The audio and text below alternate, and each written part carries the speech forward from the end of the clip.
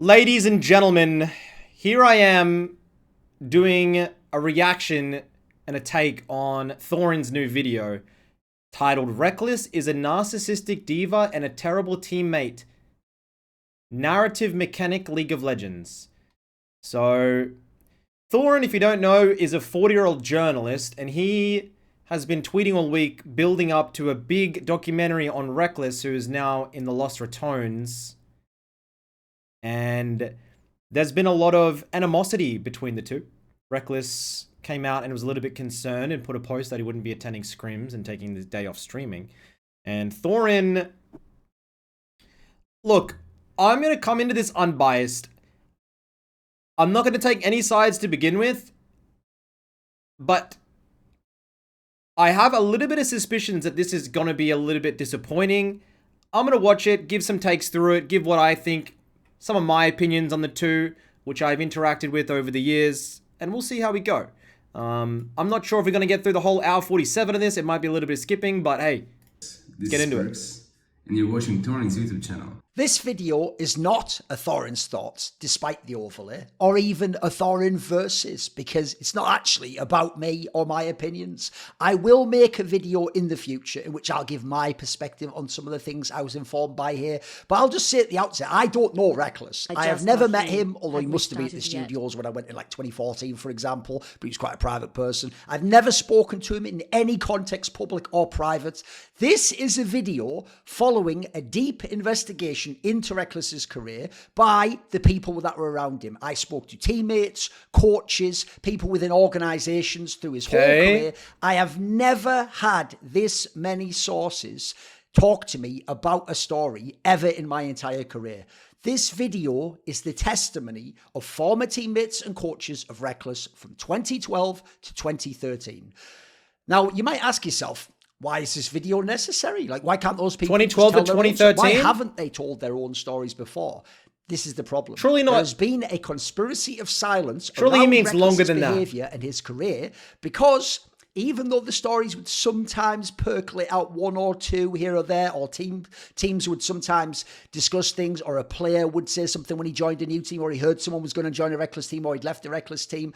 Everyone, I can tell you, almost to a man, was either afraid of the backlash or thought it's not worth dealing with. I mean, they just thought, what's it even going to gain? So people find out a story of him acting like a diva. How's that going to help me? And the perception was the huge fan appeal that he has and how good he is at projecting. He is a very popular player, his fans and he has a great image, would mean that it would just mean the person coming out and giving their testimony would just be hated on, told they're a liar, everyone would pray for their downfall. It could even potentially, by the way, affect their career. There was the perception that because this guy was a top player and had been for many, many years, and crucially, as you saw with that G2 sponsorship, was a massive sponsor draw and potentially tied into the actual like deliverables of huge sponsorships from giant orgs in esports. The perception was you might have to play with him again one day, or you might have to coach him one day. But when I started looking into this, and people found out this isn't just me asking what happened in a story or something, or saying I'll take your story, chat, and I'll let's just hear type the it name and I'll say it in a video. When before everybody makes opinions in flames, please. Across his whole career, the relief. Then we can make an opinion. If you've already watched it, get out. I could just hear it in their voices. It was unbelievable. They were thanking me that I'm doing this video, saying how important it is. They actually said they wish that something like this exists so that the information gets out there so that he can't come and be in a top LEC team again and some young rookie player or some coach. Surely nothing he's done is that bad, though? Otherwise, I swear you would have heard about it. Been like consistently for years and years. Many of the people I spoke to said they will never, under any circumstances, ever work with him again. And people have even told organizations, future ones they would join or ones they're already in, that I will leave or I won't join if you sign that player. In fact, that has to be a condition potentially of me joining your organization. Some of them said he is the hardest player they have ever worked with or coached. And twice you will find out people tried to replace this guy in Fnatic with Forgiven, who was retired / inactive, and even in the army. How is Forgiven mentioned? That's crazy. Out of the army, that's what it could potentially have happened. So if you know anything about the history of Forgiven, that alone is an insane statement, isn't it? Now, one of the other reasons wasn't Thorn a massive Forgiven? I almost have to do this video is because during Worlds, Rekkles put out this tweet while the two organisations in question, Fnatic and G2, were competing at Worlds. And his tweet said, G2 not only benched me at the end of 2021 during the first year of my 3-year contract, but they also made sure that under no circumstances would I go to another LEC team for egoistic reasons. / easier competition. KC, Carmine Corp, saved me and also did everything they could to help me get back to LEC at the end of 2022, removing buyout if I agreed to not receive half of my salary for that year. Icon. Fnatic then, in turn, decided to bench me after 4 months of my 2-year contract, trying to get me out after a few weeks already, failing to do so at an earlier time. T1 saved me once again and is doing everything they can to not only support me during a continuous tough period of my life, but also help me as much as they can to make sure 2025 is a good situation for me. The villains are within the region I abandoned. Wow. Now, understandably, that's a big statement. A shitstorm of a backlash. All the Rekkles fans, I think the banners were held up and they all came in. They lit the torches. Everyone rallied. Oh, people were coming. Oh, I'm so sorry for you. It's evil. Oh, Fnatic and G2 are evil. As you'll find out in this video, it seems to me he has inverted the dynamic. Fnatic and G2, two of the best orgs he ever played in, and two of the best in the history of esports, have a laundry list of stories and outrageous things this guy did and even skated by on and was never punished for in public. Surely these allegations are just going to be being maybe a hard to work with teammate or like... Otherwise, they have to be more than that. Otherwise, why would you make a massive... doco? No, like obviously everyone at the top of the levels, some players are going to be harder to work with than others, but was there actually toxic things that he's done? Except certain cases where maybe you didn't know he was being punished, and even then they would sometimes just let him make it like it was his idea to not play that game. So I'll be so angry if it comes to this, just him being like within the region, a bad teammate. I can't stand liars and frauds, and especially cry bullies like this guy. Where they're the bully, and then they cry that they're the one that was mistreated after the fact, to then also curry sympathy, and then turn people against the actual victims. Now, I will say at the outset of the video, I spoke to many people. Not everyone disliked him. Please, let's get to the proof. I'll say probably 85% strongly disliked him. Probably of the 85%... 30 to 40 outright almost hate him or have said things that were very strong about him. Stats? There were some that thought he was all right. But what's funny is, even the ones who liked him and thought he was all right, they would still acknowledge particular problems that he had. Basically, everyone had complaints about either playing style, champion pool, attitude, behaviour in scrims, behaviour in tournaments, or in the off-season. To emphasise this, a figure that doesn't even dislike him actually called him the worst example of a professional as a teammate and captain of anyone they had seen in 10 years in esports. So that's actually Rekkles? A pretty big statement. Who says that? He is one of the longest tenured players in LEC, especially on top teams. He has had a lot of domestic success. He is a 4-time LEC MVP. He is a 3-time LEC Finals career. MVP. And then in top 3 Western player of all time. He is a 1-time LEC Playoffs MVP. 6 times he was LEC/EULCS. Who are the top 3 Western players of all time? Nominated. And Caps, over his career, he had a total of 11 All-Pro nominations. Double if Rekkles. He is a 4-time LEC champion. Anyone else? As the EULCS. And he is an 8-time LEC finalist. Internationally, he also has a very good record. He is a Worlds finalist, the furthest that the West has gone. Maybe Perks. World Championship. He is a 2-time Perks was goated for a while. 5 times his teams have played in the playoffs of Worlds, and 6 times he was a representative of Europe at Worlds consecutively. Also, before we came to the LCS era, he placed second runner-up Jensen's been playing for a long time too, though. IGN Pro League 5, IPL 5, losing to World Elite, which is one of the best results actually that a Western team had ever had against elite Asians. He also made 1 MSI appearance and made the semi-finals. He was the first player in LEC history to ever hit 2,000 kills. I've divided this video up into sections, and you will see in each section, I'll try to, where I can go chronologically, but obviously between the sections, we'll bounce back in time and go through the career again. I thought that was better than just picking 1 year and doing it all in a row, because it would get really lost in that way. So it's more going to be by theme. How so can this possibly be 2 hours? Personality. Now, almost everyone says he's a very disciplined player.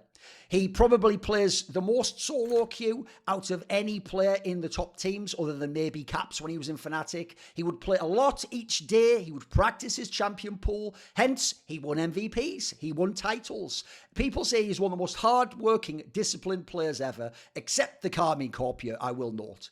He has crazy mastery of the champions he is very good at and likes.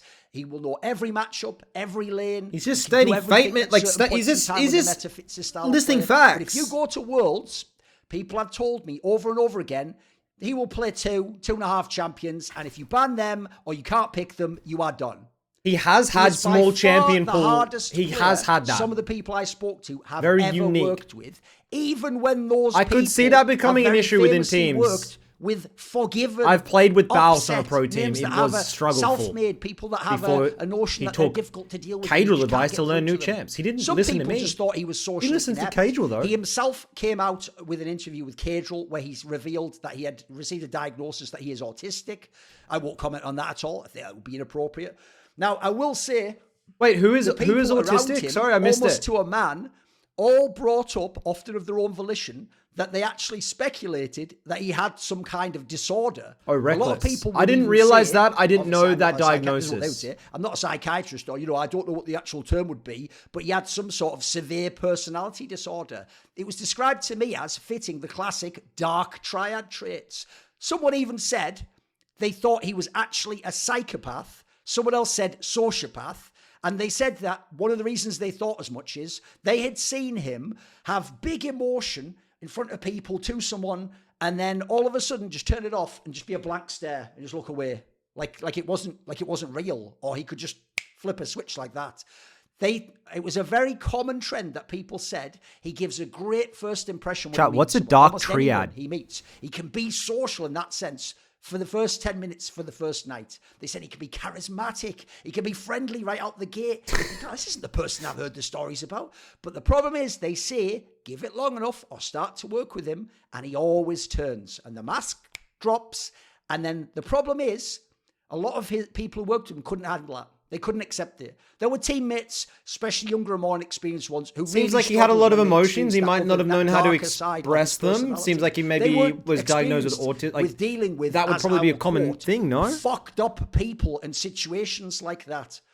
All the stories are similar and have a thread that weaves through them all. He's incredibly hard to work with, even though he works incredibly hard. Wouldn't that just mean he doesn't? His social interactions would be a little bit. He would act like the nicest inconsistent, guy ever, or dead inconsistent with what wall. someone without that would be like. Play and do manipulative Connie is just describing over that and over and over. And every time you think he's stopped, and he promises to do X, Y, and Z, and it's going to be different next split, and he acknowledges that, he'd come back, and it would all happen again. At his best, he was very good. People say he could also just turn on the charm. He could fake it. But that's when things are going really well, when he likes the way things are. When it doesn't go well, he breaks and it gets very ugly. He doesn't know how to relate to people on a deeper level. By the way, anything I say now, just assume it's like they said, someone said. I'm not the person saying these things. He doesn't know how to relate to people on a deeper level. He doesn't have many friends. Apparently, he didn't have a very good support network or friend group. At one point in his career, in the latter years, suppose he had a friend circle in Berlin, but then at one point when he joined... Why are we bashing how many friends he has? Ghosted Seems everyone. bizarre. When things would go bad... His personal life, leave it. Standard default was to retreat into his bubble, and he wouldn't reply to people, or he'd reply to someone weeks later. Even among players, they often felt like he couldn't relax around them. He always had to be Rekkles and be that character.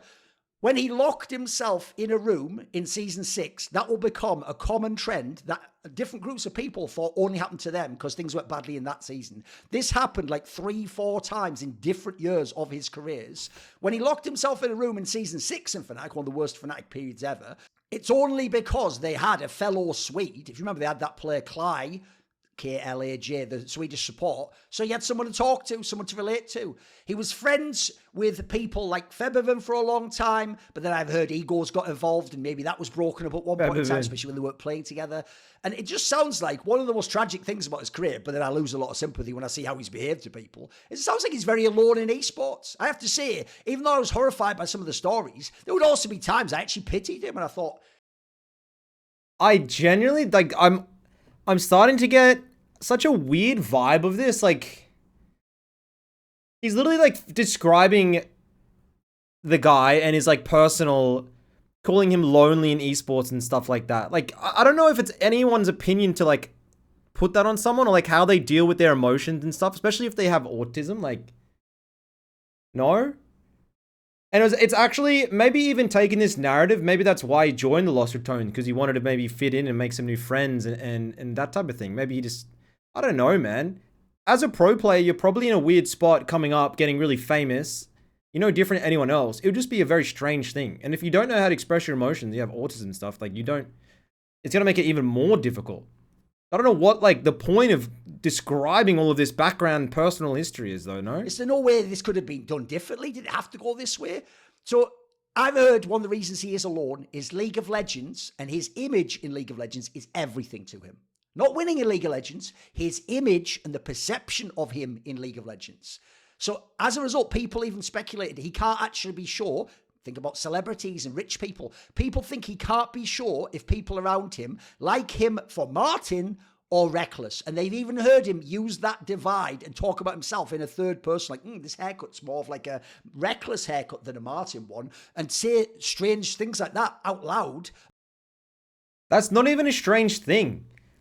I feel like anyone that has any notoriety would be like, are these people wanting to be my friends because of who I am or because of the fame and their perception of, like, Rekkles or something? Like, I feel like anyone with any amount of followers, even like if I were to go to an event or something, like, you still have those self things that you think about, no? Because obviously Rekkles has so much clout and power. If he goes and someone wants to be his friend, he's like, this guy might not actually like me on a personal level. He might just like me because I'm famous. Like, it's so that's so normal. I can't believe you would say that's such a strange thing and act like it's weird. About himself. I've been told he is really selfish. He will buy himself lots of things, but then he won't buy anyone else anything. He only sees things from his perspective, his point of view, and doesn't seem to really care about how other people feel or potentially even be aware of it. He just only sees when things go badly, the pressure it's going to put on him, the pressure on his image, what that might cause. Sounds like he's trying to be like a psychiatrist or something, no? Is it damaging their reputation? Is it damaging their feelings? That Rekkles ego / persona came up as a massive thread throughout the discussions I had.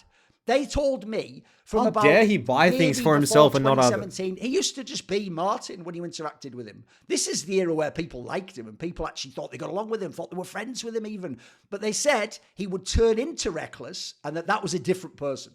I mean, one of the things that a lot of them even speculate, some of them from the old era that didn't play with him in the modern day, and some of the people that were around him at the time, said they think that's actually why he's got all the tattoos. Because one of the strangest things is that massive tattoo on his back is of the champion Varus. And it is told many times in his career, he hates the champion Varus, not least because it isn't mobile, doesn't have an escape. So the idea he would tattoo that, that's wanting people to perceive him as someone who loves the champion Varus. For whatever reasons, you can potentially speculate or guess that yourself based on the rest of the video. And by the way, there is a ridiculous story about that tattoo that will come up later on in the Carmine Corp era. I've heard he goes overboard trying to figure out his identity, potentially by doing these external things, tweaking his image, and that someone even described it as, it felt like he was trying to destroy Martin to create Rekkles more fully. Whether that be a haircut, etc. What is happening? It just seems like an actual sorry for him. crash out video. That he almost had like child actor syndrome. That he had the issue that people who are famous from a young age and adored and praised and given lots and lots of spoils in life, that it can warp them. And that they felt like it made him feel like he didn't have consequences for his words or deeds because he's Rekkles and he'd always be in another team and he'd always play with someone else and he'd always have everything go his way and people would always bend to his will somehow. And they said, this is pretty harsh, but some people said it felt like towards the latter part of his career, there was very little actual human. There was very little left of Martin inside. I have to say, some people said that with like actually kind of a wistful, sad tone. Chat, I don't like... this is so many just ridiculous takes with people saying, oh, I don't know if there was much human left in Rekkles. Like, who's saying this? When was it said? Like, the context of all of this doesn't make any sense. Like, it's just crazy. In their voice. Some of the people speculated that one of the things that could have started him down the dark path was in 2017. They think that Fnatic lineup sort of broke him. There was some stuff going on with that coach Cubs behind the scenes, apparently. They say he pushed away even the people who liked him and cared about him. There's a whole bunch of people in the org who did. He's someone who apparently needs certain things fulfilled. Like, he needs to have the description, even though it's obviously exaggerated, was he needs eternal love with constant ego stroking, no confrontation at any point in time. And they say that in 2017, by the summer, he'd just become worse and he'd started hiding in his room. And one person even told me from this era, when he was starting the transformation, as it were, the werewolf break, they told me that he literally made them lose faith in humanity because no matter what they did, no matter how they tried to accommodate him, he didn't seem to improve in terms of his behavior socially or in terms of how he behaved towards them. And it actually just, it almost depressed them. They said, I just feel like all of these takes on his personality and how he deals with emotions and himself, if he's diagnosed with autism, like, I don't know why you could come out and like say all these things when it's obvious, you know, they would be more inclined to do some of these things. No, like it doesn't really make any sense why he's like reacting so crazily to somebody locking themselves in a room if they don't know how to express their emotions in like a conflict, right? Like who does it? Like if you're in a massive conflict and you have conflict avoidance, right? A lot of people have that. They'll just lock up and don't want to talk about it in the moment and need time to think by themselves, and then maybe they could come back to it. Like, they're not going to deal with it in the moment. They're going to have a panic attack. Like, it just doesn't seem like he understands human emotions or like that diagnosis, you almost maybe? have to read his mind or know what his internal monologue with himself is, dialogue, I guess, or else he'll just take it as an attack that on his persona and himself that you don't know what he needs. And one of the most famous things I was told was that he does not have personal accountability in any sense. He is not believable even when he admits to a fault. You always are just going, right, when's the penny going to drop? What's this leading to? What's he setting up here? What's he distracting me from? Is he playing? But Drew, in such a professional setting, given that people around him want him to improve and he hides away, doesn't want to do anything, that is sketchy. I don't think it's sketchy. I definitely don't think it's a good teammate, I guess, to have if every time that something's brought up, they go and hide. 100%. I understand that. Like, that is not something that a team would want. It's not ideal. I get that. So, it's not sketchy, but it's definitely not giving I'm a good teammate. But it still doesn't really give this title, though, no? For time, etc. They said almost across the board, he never took accountability for what happened. As I said, some people described him as sociopathic. They said he'll tell you lovely. These people, by the way, don't think he's just like got no emotion. They think like this is a key thing people don't know about sociopaths. It's not that they don't know emotion. In fact, they can quite sometimes keenly sense emotion in their victim. I'm not saying he kills people as a serial killer. You could be sociopathic and be in business or sports or whatever, can't you? Or just be an arsehole in real life. So one of the things that you say is actually they can sense very acutely what people are feeling, and then they use that feeling to manipulate the person. So they said he would tell you lovely stuff to your face, and then he would stab you in the back the next second. He seems innocent, but he isn't. He lulls people into a false sense of security. He has no reflection on what he's done, no remorse for his behavior. They said he never broke character. He never admitted he was wrong. He never apologized for anything, at least in the Fnatic era, in a believable way. They're painting him as like some super villain. Or fake whoever they is and his sources. I don't know who they are. A real and a fake smile and voice and tone. And in fact, as a result, there were even people who were teammates and coaches of his who would actually message me sometimes and say, did you see that appearance he did on LEC or stream there? That's the... Guys, Thorn has stated that this is not his opinion. He's simply relaying information from the sources he's gotten. But I can't help but feel like there is some type of bias in the delivery. It does feel that way. And I know he said, oh, I don't know Rekkles. I don't have any harm against Rekkles. This is just what people have told me and I'm conveying it to you guys to show the truth. But I don't know. these sources, the pictures they've painted, like I can't. Makes him, I don't know. Fake Rekkles. It's kind of strange. That's not the one he does actually when he's happy and when he's privately with you and things are going well and there's no one and no cameras watching. And quite frankly, a key component was that he knows he has power over people. It has been famous since he was young that he is very good at manipulating that negatively people. Impacts Rekkles. And by the way, as if to make the point to you, think about the era when he was in G2. I was told at the end, when all of his options were gone, and the players were basically going to say it's him or us, and it was never going to be Rekkles, that he had even in a call won over Carlos, even though he never could have stayed. Because Carlos one of the people, well, two of the people supposedly against him were Caps and Yankos.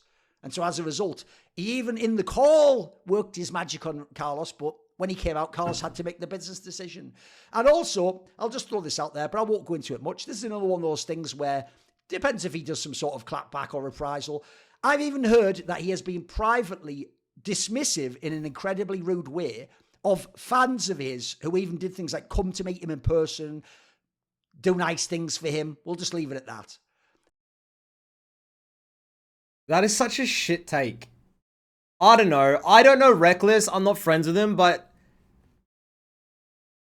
I don't want to sit here and like be biased and defend anyone. But like, bro, if you're a pro player and with such fandom as Rekkles, you would get so many, like, let's be honest, you'd get so many weirdos coming up and like, he would be low-key stalked, bro. Like, I'm not even kidding. Like, someone would do some massive gesture and obviously if he's autistic a little bit, he would be a bit hey, dude, like, do you know what I mean?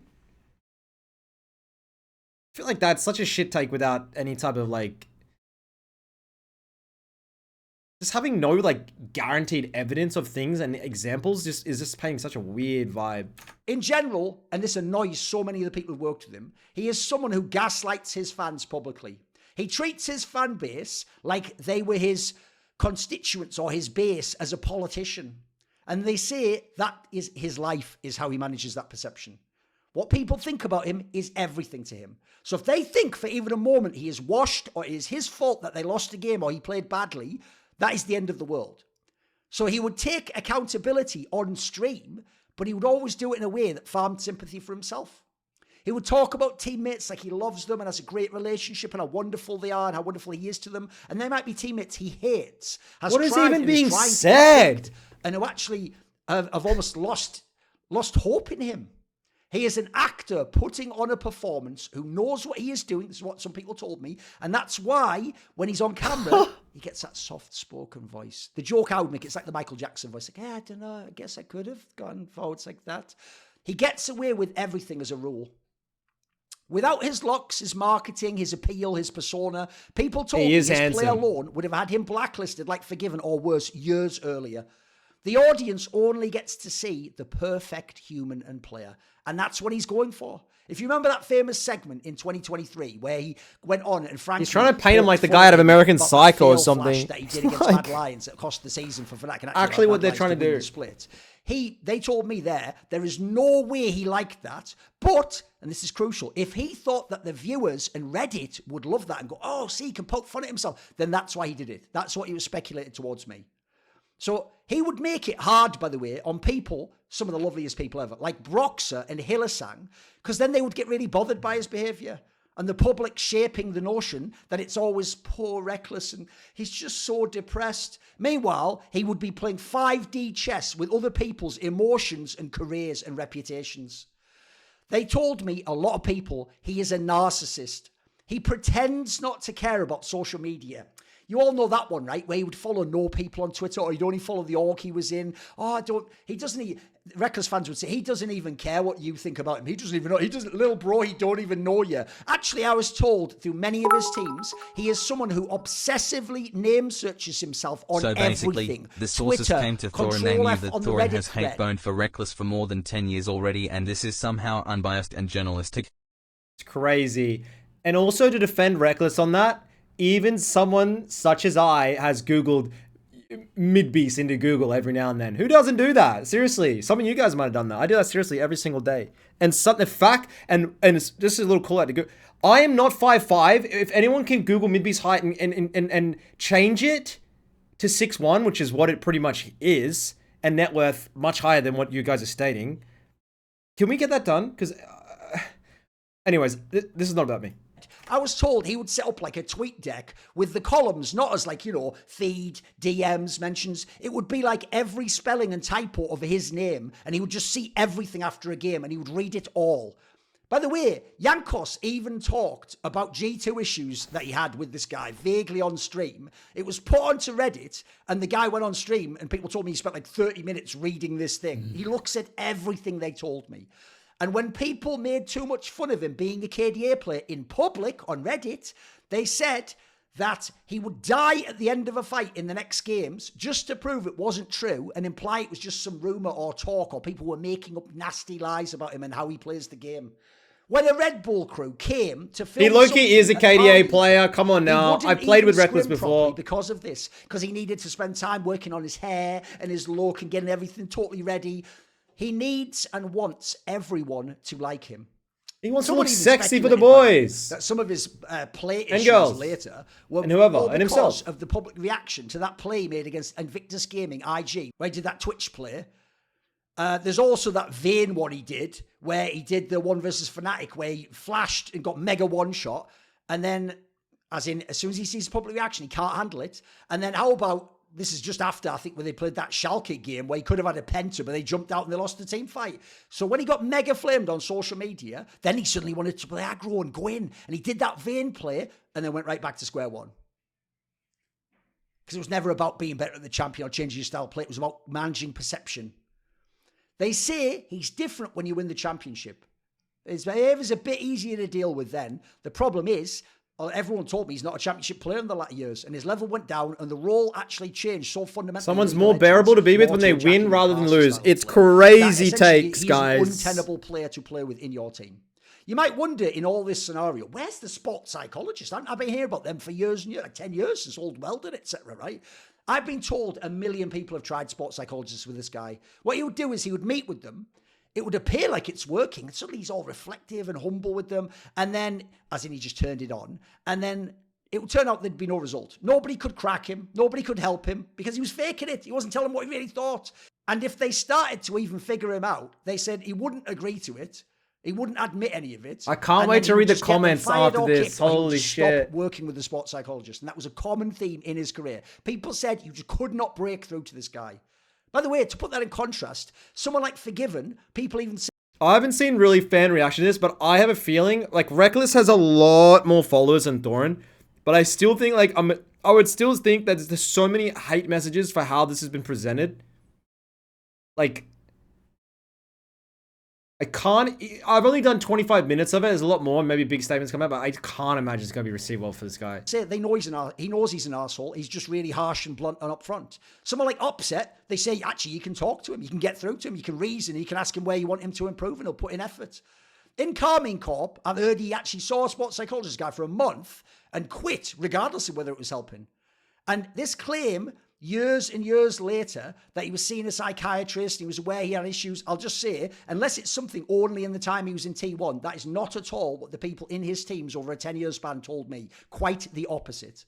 Early people, especially through to like 2016 era, sometimes did like playing with him. And a few even liked him as a person, by the way, even like felt like he was friends. Please tell me there's some point in this video where he starts bringing up receipts of these things. From other teammates and coaches that actually he tried to have them kicked from those teams and that sometimes he manipulated them to be kicked. A lot of them all of a sudden... There has to be like audio or screenshots from these sources with their blanked out names or audio that's like muffled so you don't know who's saying it. He was just a happy kid. There has to be. He enjoyed the game. He didn't want to go out. He practiced a lot. He would actually be laughing. There'd be good vibes in the team. Obviously, he was the younger guy. They were all like veteran elder players who were monsters and could do what they wanted to do. How? And actually, he seemed to like the players in this team. Many speculate or outright state he just got worse later due to fame and other factors, but most notably, even people who liked him agreed with this. They said it's because he was never properly, publicly punished, corrected, or outed in shame. And because it was always dealt with internally. Punish him! As you'll find out later on with some of the stories. That actually, this is also a factor that made a lot of them quite upset and quite bitter towards him. He has to win outside of the server or he's in a bad mood. Now, you're going to think... What does that mean? Perception management. No. I mean, say they play a game in real life. He has to win. If you beat him in the game in real life, he will go and int the scrims and has even done it in stage matches before. And so as a result, an actual tactic to handle this guy was to actually try and play other games like board games, football, cards. And there's even, I was even told it became a tactic of coaches, I think maybe in Fnatic era, where they would bring board games to the studio. They would tell the other players privately, let him win, that we'll be in a good mood and he won't int the game. And then as a result, he'd go on stage because he won and his mood would be all up. Yeah, it'd work miracles and suddenly they were getting results. Is that true? He's saying they would bring board games or card games or whatever for him to win before game to get him in the right mood. And his teammates were told privately, just lose.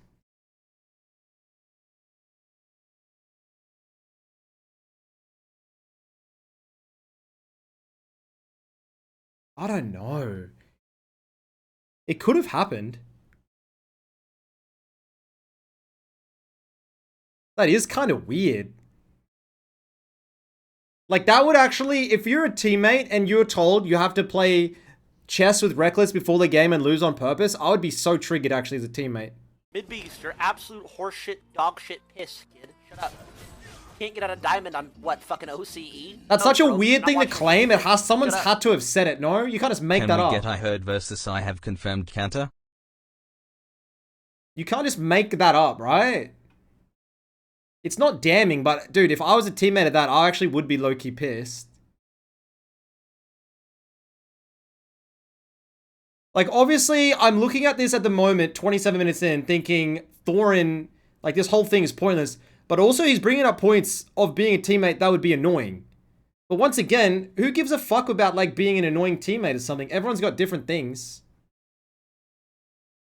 When I was in high school, I used to wear the exact same underpants on game day because I had a superstition I had to win. Now, did I sometimes forget to wash them and they were stinky and put it on other players to smell me? Yes. But that's just superstition and things sometimes superstar athletes like Rekkles and myself, maybe we need different type of things. I don't know. It's a weird thing to think about. When he would play football with people, he would get really mad at people tackling him, even if he wasn't vaguely injured or it wasn't a bad tackle. And then people also said, by the way, that whenever he got the ball, no matter where he was, he would just fire it instantly at the goal from any distance. Like he was just the star player, it was just about him the whole time. Cristiano Now Ronaldo. we're going to go to the section about manipulation. Let's get into how he manipulated people. Don't worry, the stories in the back end of this video are unbelievable, and there are so many. I really don't know if I'm going to make it that far, bro. With his issues.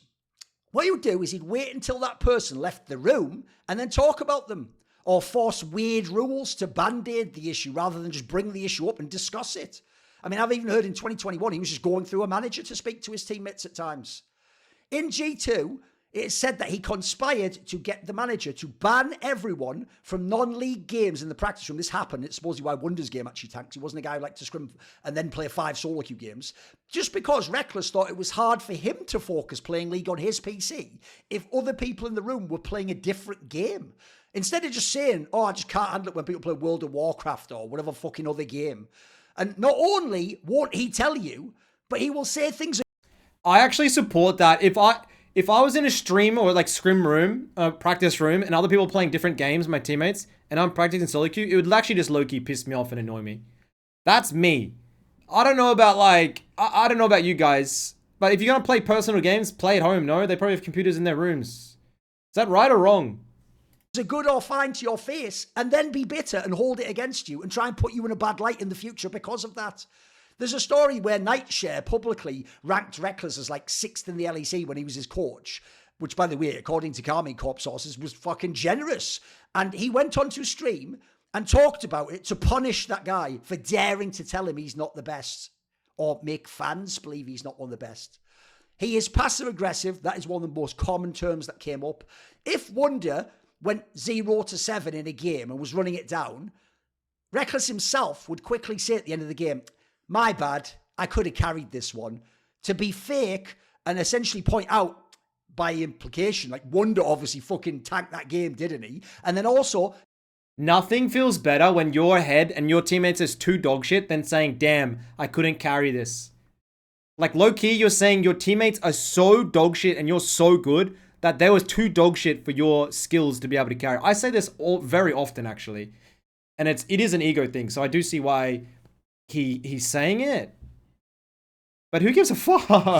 Wonder was going 0-10. Compliments in the hope the other person would say, no, it was my fault. Actually, Rekkles, you did great in that game. This is just with your own team in a room. There's not even anyone watching. He is very good at creating, whether he chooses to or not, whole team against him scenarios. Like, the rumour goes that in Carmine Corp, some of them didn't even know this initially, he would just sometimes mute the coach and the support while they were playing. He supposedly in Fnatic ignored and would even sometimes mute Hylissang. By the way, there was a period where Hylissang begged him to speak to him and work with him, and apparently he would just stare at his monitor, stare at the wall, ignore him and not say a word to him. That's fucking hilarious, bro. Hilly is an inter. Imagining Rekkles just putting him on mute and ignoring him? Holy shit, that's so based. He can turn it on when he wants to, even trying to solve problems. But in scrims, it's much more common, I was told, that he would be an arsehole. In G2, people have told me that Mickey X actually stopped playing solo queue at one point in time due to having some level of depression just from working with Rekkles. One of the common trends is, even though some people have won with him, they say the overall diagnosis of playing with him was that he made everyone else worse on some level.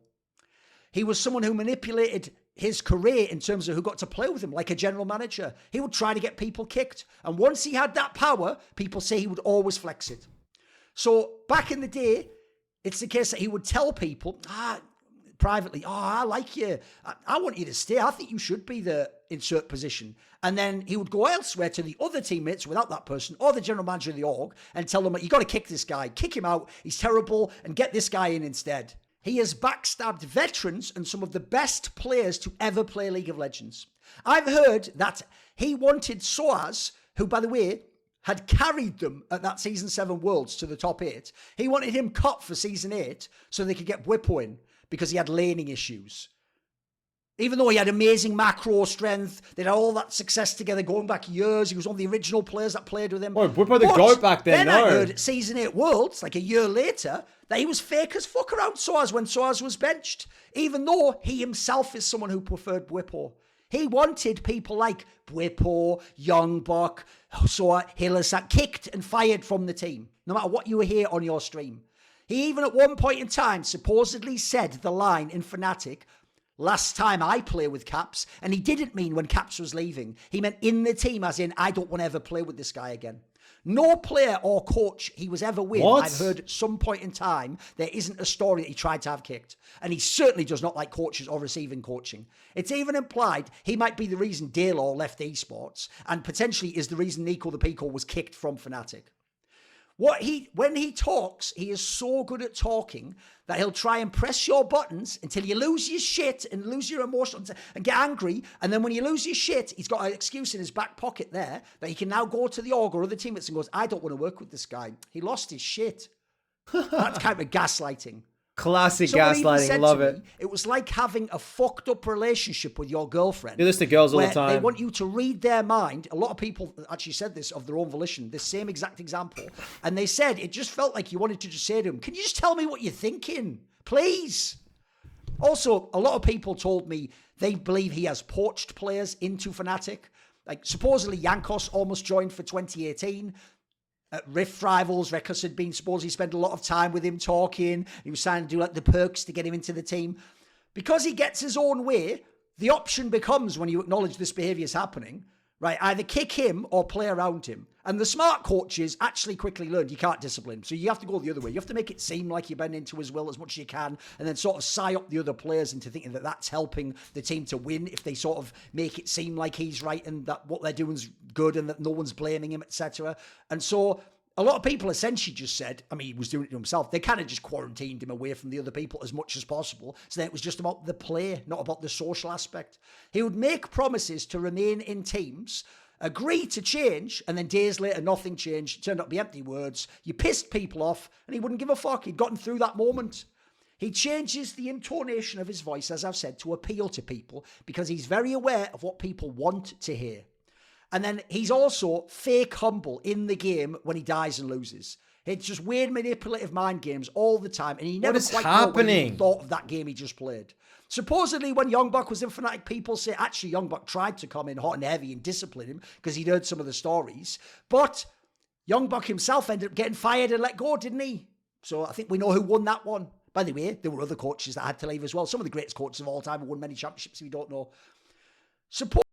Let's try and take this from like Thorin's point of view, right? So he's obviously been told by his sources and been told by people of how much of a psychopath Rekkles is and how much of a bad teammate he is. So he wants to tell everybody about this. Now, a lot of people in chat are saying, what source is he just making this up? Like, let's say he's not making this all up and Rekkles is a bad teammate. Some of these things I feel like aren't, like, he's getting painted in the worst light, like an absolute psychopath. Like, I'm sure you could do that for the same for so many other players, no?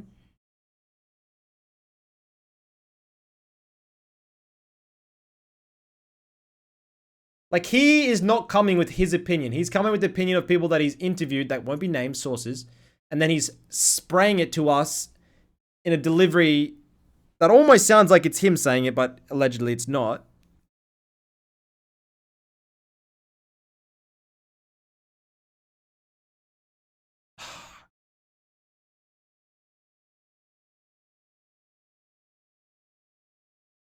I didn't know some of this stuff about Rekkles if I were to believe the things he's saying.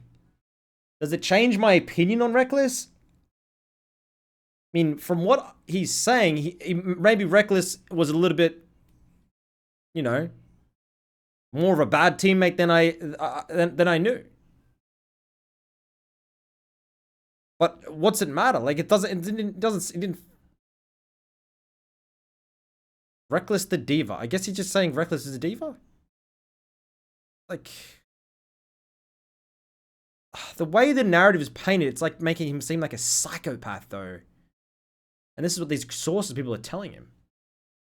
Supposedly, I don't know. He wouldn't in the playoffs or Worlds to be petty in the Fnatic era, but he would do it in the regular season or Rift Rivals or Scrims. Don't worry, those stories are coming and they are fucking heat.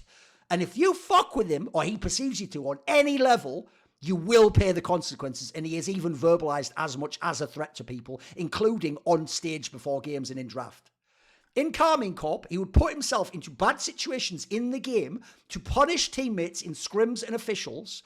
The tier 2 angle is one of the interesting ones, this tier 2 turret thing.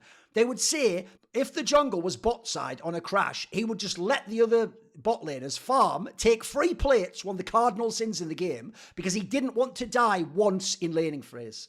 Even if the wave was frozen to the enemy side, and instead of using mid-prior and jungler to break it, he would just run mid and be like, I can't be bot anymore, look at the wave. And the players were so thrown off, this is in Carmine Corp and in ERL, that they just were like, oh, okay. And they would just try and work around it. So there actually would be games where Sakan would be bot like 6 minutes, or they'd just lane for 2 people for a few minutes in mid. And if it didn't go his way, he would punish everyone. He didn't talk for the whole day after he had an argument with one of his coaches and was told he had to fix his shit around spring. So he just blamed his support who wasn't there and said he couldn't win with him. Classic. Now let's get into his playing style.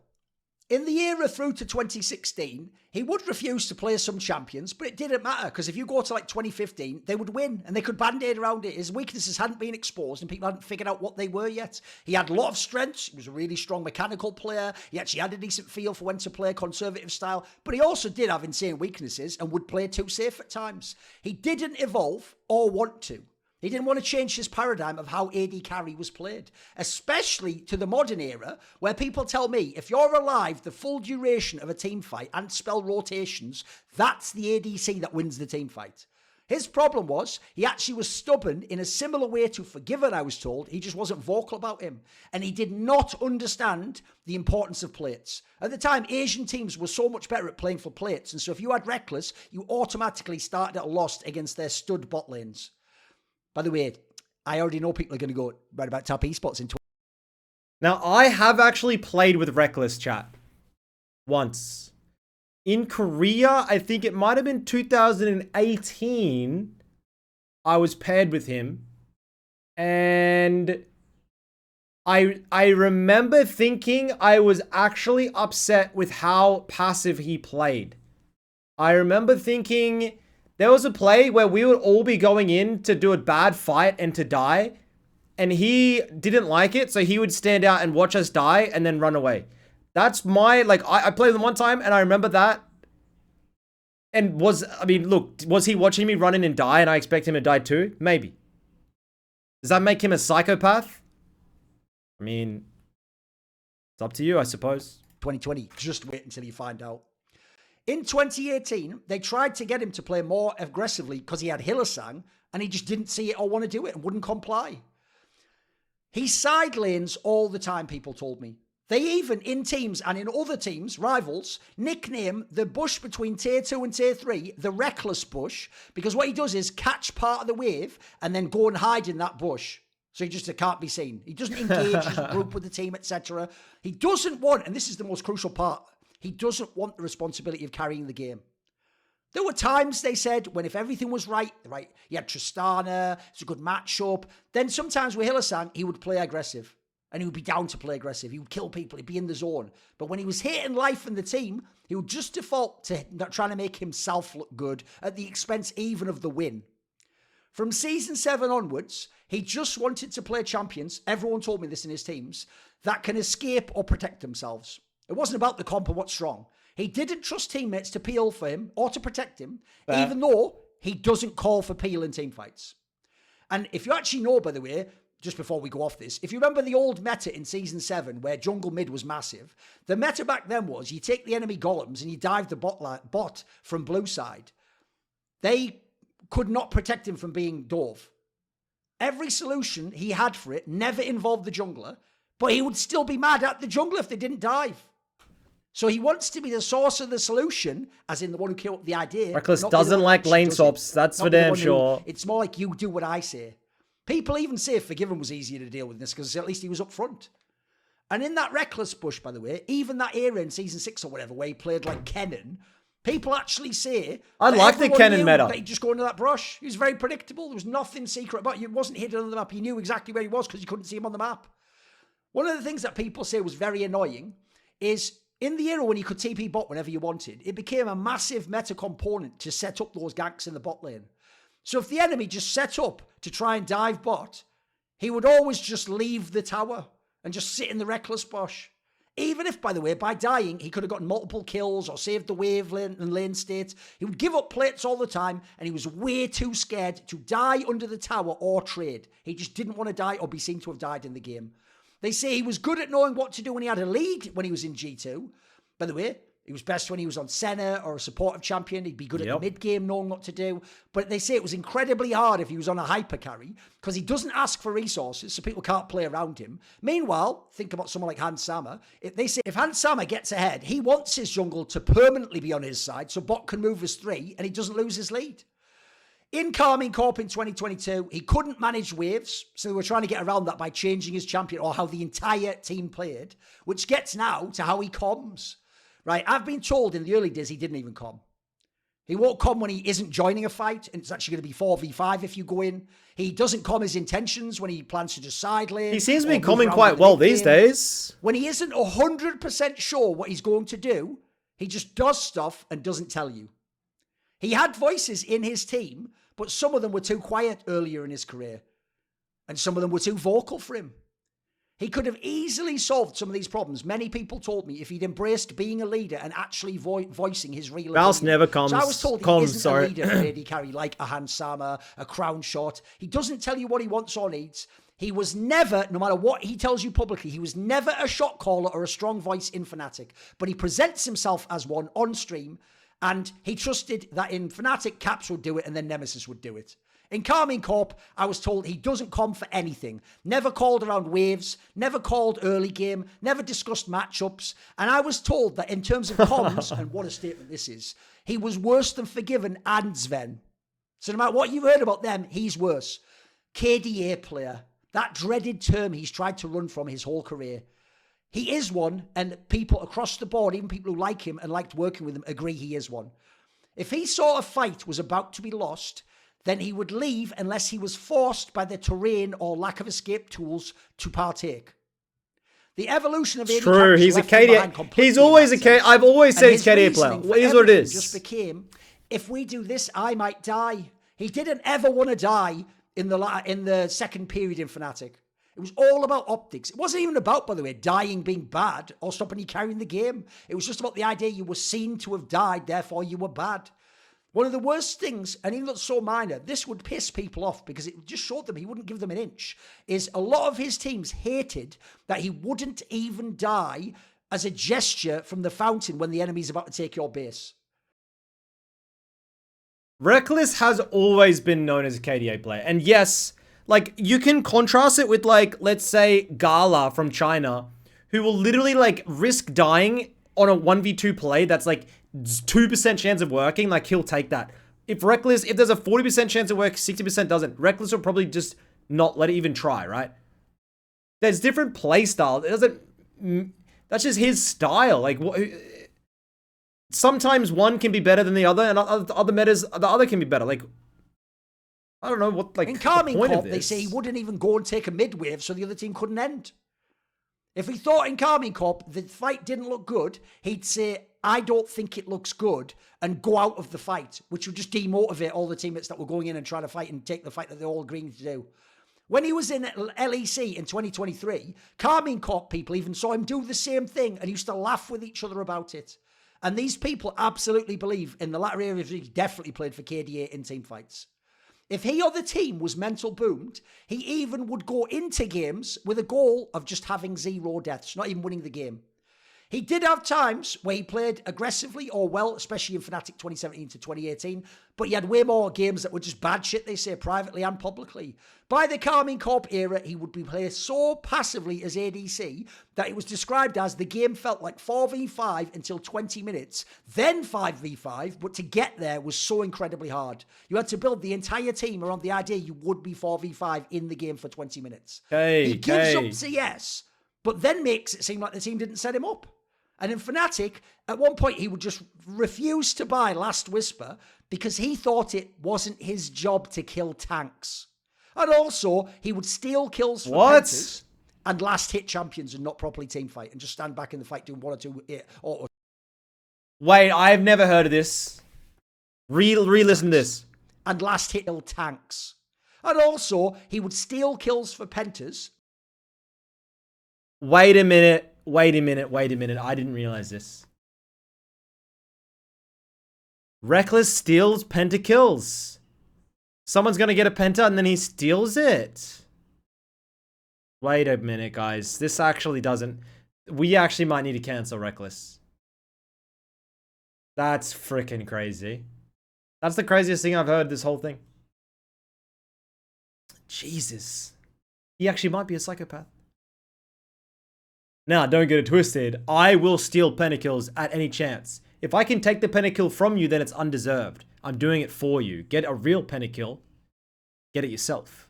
I'm not giving it. A gifted pentakill doesn't feel as good as one that you take.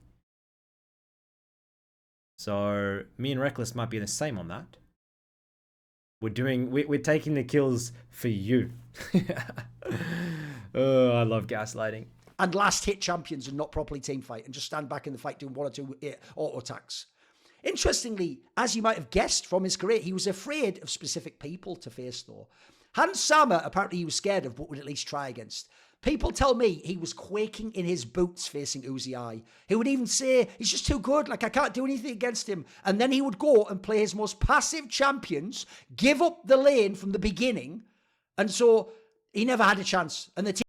I've played with Uzi. He is still, to this date, the best player I've ever played with in his prime. Better than Faker, better than Dope. I've never played against a more aggressive, perfect player than Uzi. Straight up. I don't know why he says Uzi, but yes. Team never had a chance.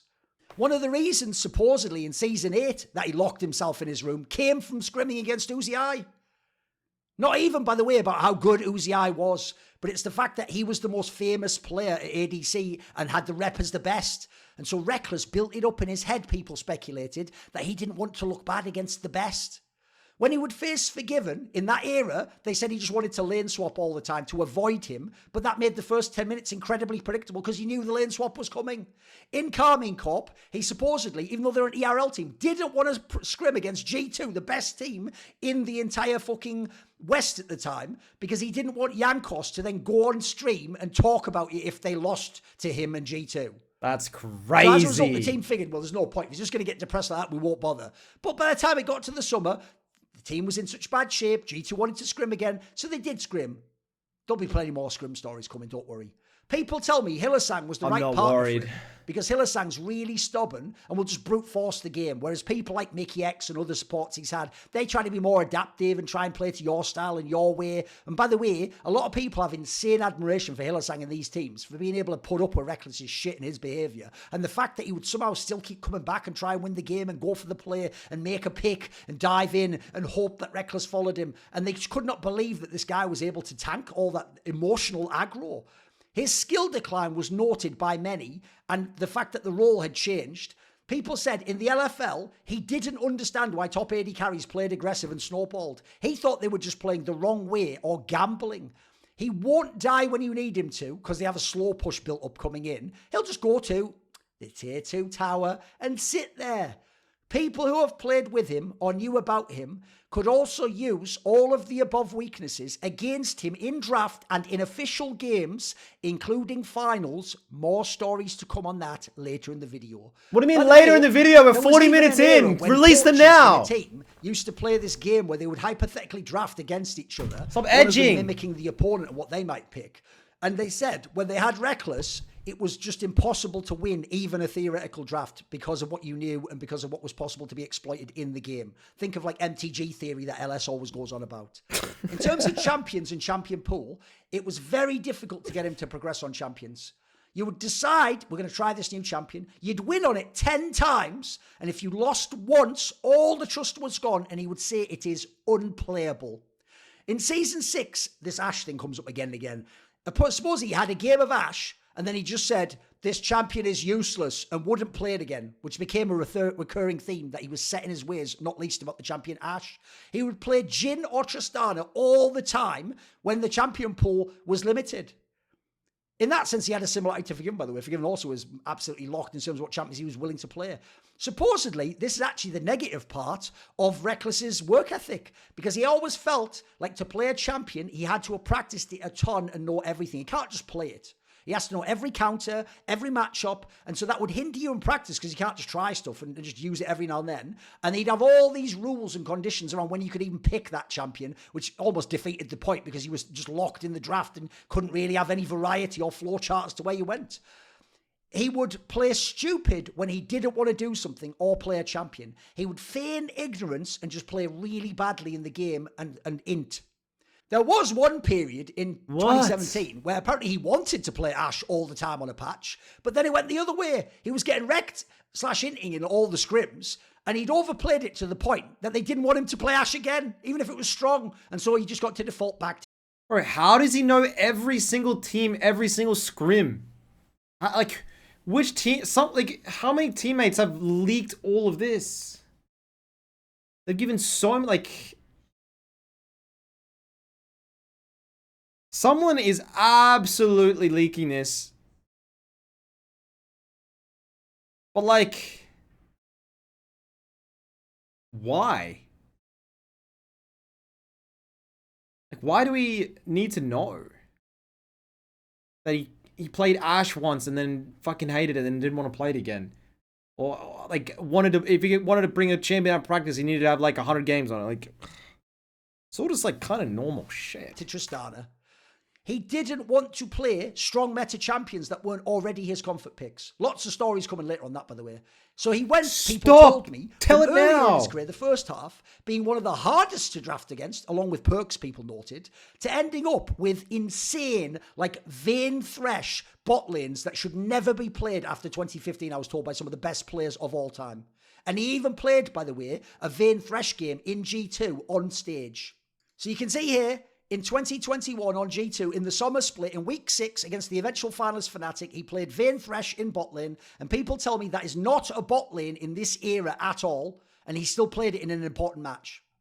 As a result, people in G2 said that they kept having to ban Thresh all the time because he can't play versus Thresh, just something he won't do or can't do conceptually, and then he can't play with Thresh. And that if they actually... Lane Thresh sounds like a Thresh trash lane. Opponent, he would think it's already over.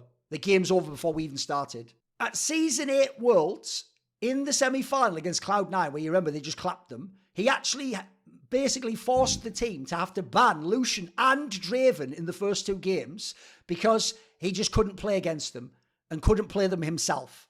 And supposedly he claimed that he would work on it in the off-season, and then when people went and checked his OPGG, he never played a single game of them. And that similar things had happened in the past with Varus, where he'd also said, oh, I'll play Varus and then they just... I want to hear the tattoo story. And that even in 2022, he was refusing to play Caitlyn.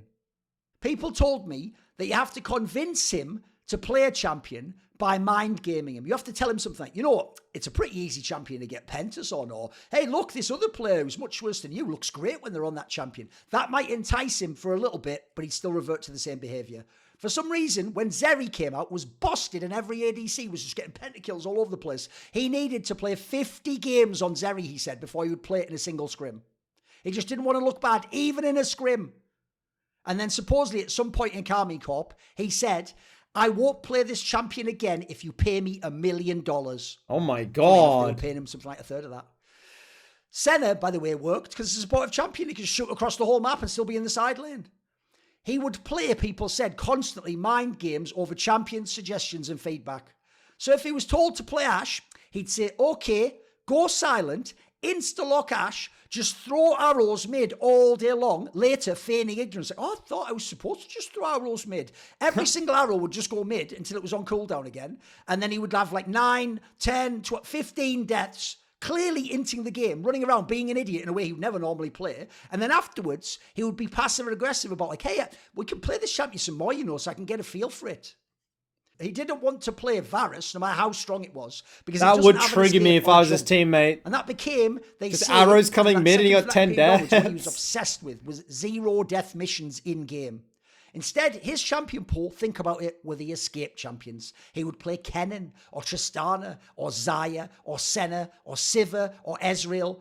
If they forced Tristana, I played Jhin and Jinx, no. Then they just had to play around bot and gank to overcome the deficit. So that means, by the way, at certain points in his career, Soaz or Bwipo had to weak side and sometimes essentially even just gank bot lane when possible. He would, when playing with Hylissang, take cleanse rather than heal because he didn't trust.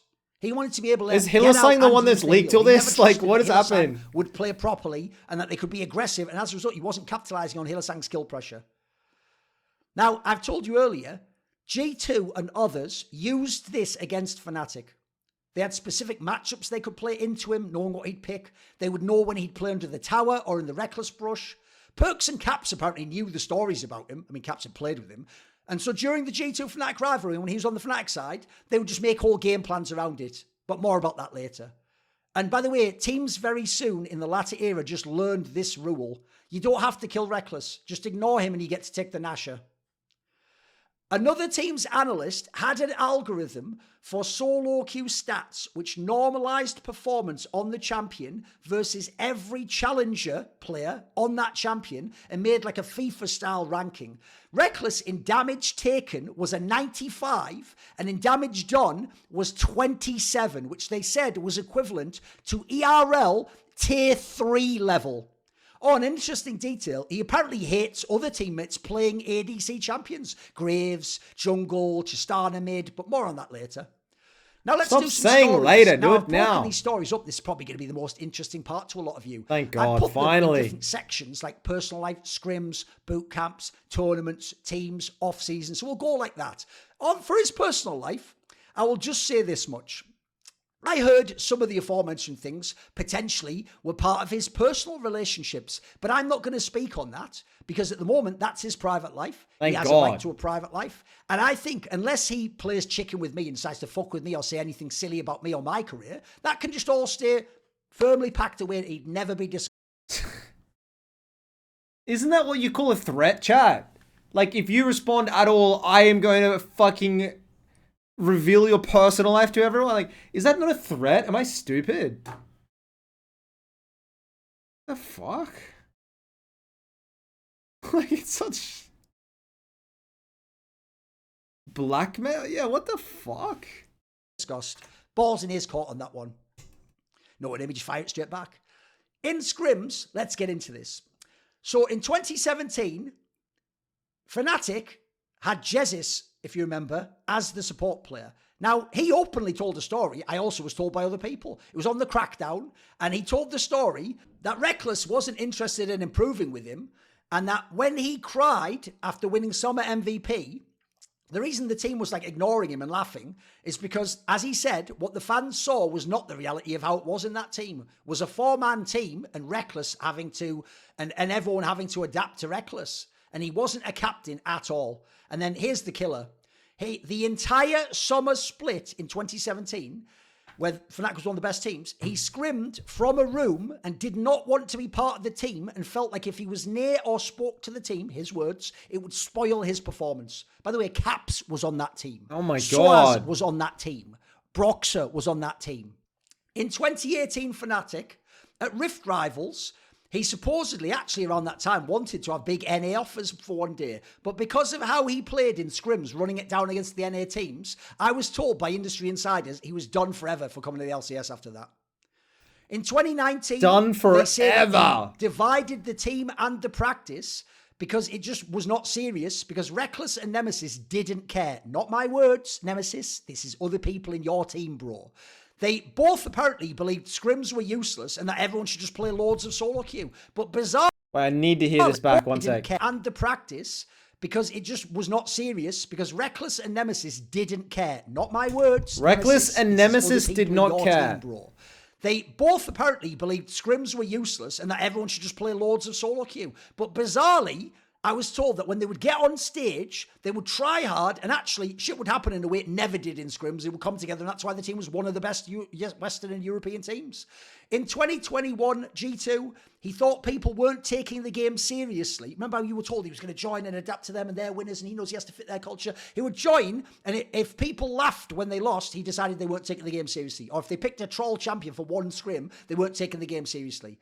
Supposedly, the coaching staff of G2 once told him, this is an Ezreal angle. He just insta-locked in Kai'Sa and ran it down.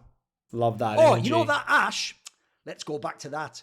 They tried to convince him to play in the summer playoffs because they needed bot pressure, and they figured it doesn't require him to carry, just have utility, push the lane. Supposedly he picked it and went 0-14. He just clicked mid lane with the arrows all day long, farmed minions, died, and then said, I'm so useless. Reckless Ash, bro. It's a new meme. In 2022, he would die a lot, and that is even shown in a game he had against Gamewood in week 8 of the LFL spring season against Akali. So you can see, even though they win the game, look at how he goes here. But they say he would think it's because the other players on the other team, think about what this implies, was so horny to kill him like he's Faker or something, and that's the only reason that his moves weren't working. He was getting killed and playing badly. It was never that he was doing the wrong thing. It's that they were almost playing the wrong way. He thought the other team lived only to put him behind because he's Rekkles.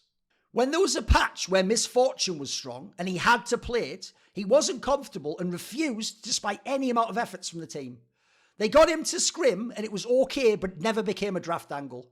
Then the day before a match, they're doing the match prep. Groundbreaking. And then he says, I can just play Misfortune. But he hadn't played it and now brought it up out of nowhere. And so he got shown up by the coaching staff. They couldn't even tell in Carmine Corp if he was inting because he was in such bad situations, making bad decisions, doing the wrong things on the map.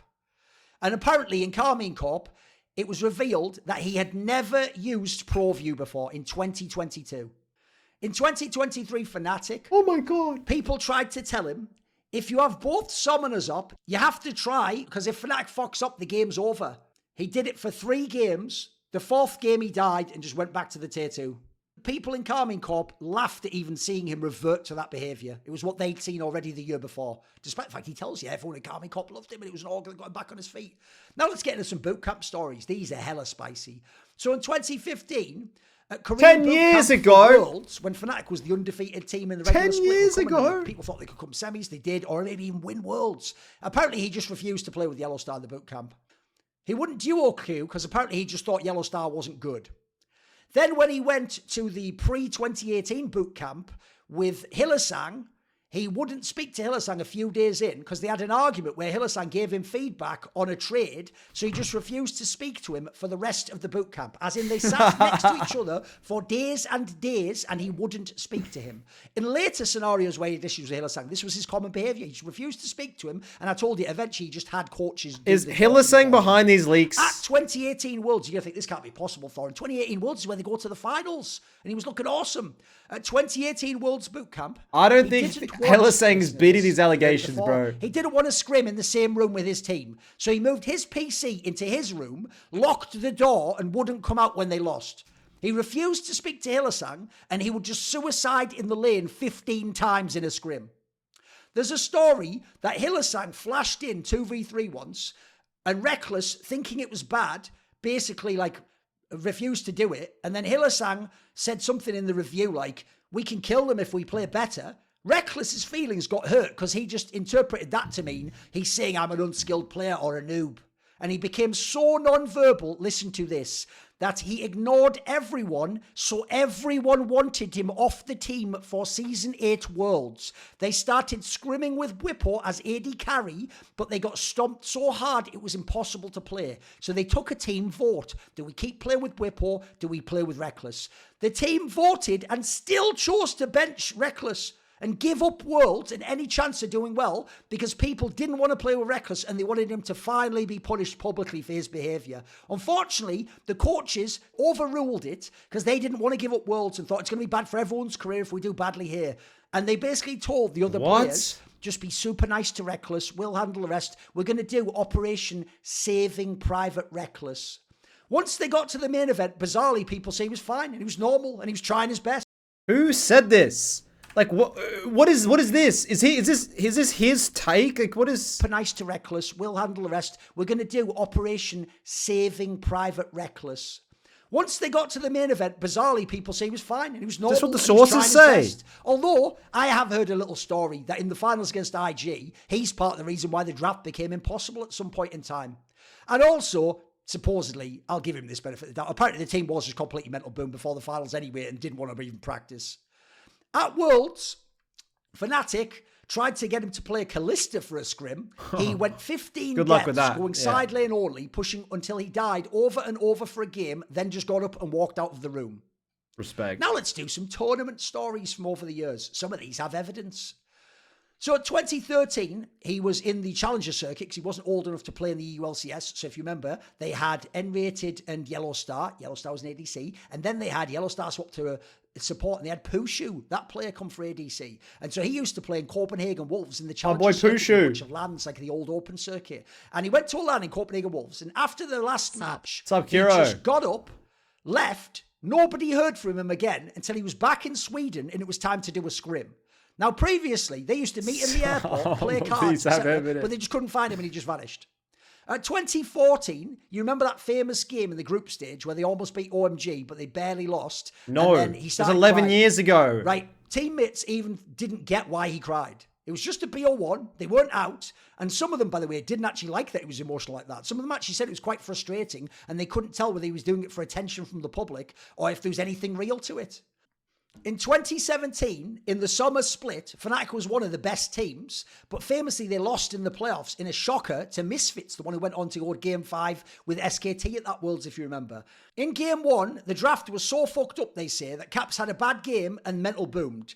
That then made Rekkles mental boom, and he refused to talk to anyone. And so then in Game 4, the losing Game 4, they had to ban 3 ADCs against the opponent. 3.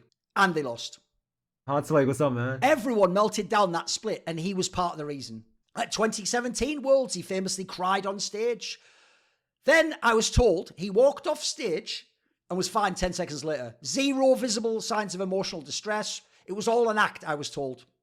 And in fact, Throughout all his crying incidents on stage over the years, people have told me they think they were fake and they are skeptical that there was anything real to them beyond wanting to convey a perception to the people watching. Goated acting. At 2017 He can act Rift too. Rivals, Caitlyn was pick ban first every game.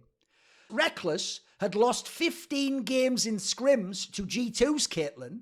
He refused to ban it or play it because he thought it was bad. They begged him. Just let us ban it. And supposedly, he actually said out loud, ban Caitlyn on stage this weekend and see what happens. And I will show you. The team went 2-4. So they won this game. Caitlyn was picked. Then they played TSM. They had to ban it. Then they banned it and won against Phoenix. There's the 2 wins. Good win. Then they played TSM. They gave Caitlyn. They lost the game. Then they went against Cloud9. They gave Caitlyn. They lost the game. And they went 2-4. At the same event, Sneaky Caitlyn, he apparently goated. hid from his team. They went to the studio one day and he hid in the other side of the LCS in some room where they couldn't find him. And then suddenly, like a minute before the match began, he just came up on stage and then entered the game. In the game, he wanted Corki picked, even though Fnatic ended up with an all AP comp. And he'd never played Corki before, is what they told me. He locked it in, and if you actually go back to the cast and listen, the casters spent the whole time talking about how Corki's not going to be the ADC because it gets first picked, speculating what else is going to be picked, and then they assume it's Corki mid because it's first picked, and then you should hear how shocked Azale is. He even says, I actually think Fnatic has a truly awful team comp because the whole team is magic damage, only Lee Sin has physical damage because they changed Corki at that point in time. At the 2018 MSI, the only one he attended in his career, because he hated the whole team is Doesn't this game say they won though? Or is this not the game he's talking about? He's 5-2-5. He popped off on fucking Corki. I'm so confused what he's saying.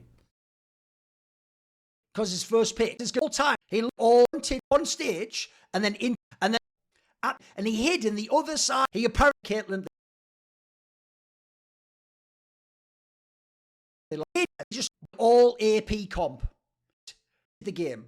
In the game, he wanted Corki picked, even though Fnatic ended up with an all AP comp, and he'd never played Corki picked. Maybe it's in the image. Maybe this image is wrong. They assume it's Corki mid because it's first picked, and then you should hear how shocked Azale is. He even says, I actually think Fnatic has a truly awful team comp because the whole team is magic damage, only Lee Sin has physical damage because they changed Corki at that point in time. At the 2018 MSI, the only one he attended in his career, because he hated Corki's AP, it used to be. He carried champions. Corki used to be AP pick, pick, game guys. They had against Team Liquid in the second week, they were prepping, and the team decided, right, we need to pick Graves jungle to win. So they tell Rekkles, get Graves jungle, and then we're just going to take Rakan and Xayah on 3. Rekkles apparently agreed, so then TL locks in Trundle, and Fnatic takes Graves and Rakan. Then Rekkles goes, nah, I'm just going to play Sivir, locks it in, and is useless the whole game, and then blamed Graves and said Broxah was supposed to carry and that Rekkles was only there to clear waves. In the same tournament, in the semis, they got swept by RNG in the semis. Uzi was always the guy who had his number. Corki used to be like 80%. I played it mid lane. Partway through game 3, when RNG is in their base, and so even though Fnatic loses, and this is the sweep game, supposedly afterwards, he was so happy he had a pentakill and that everyone would see that he'd gotten the pentakill and killed Uzi.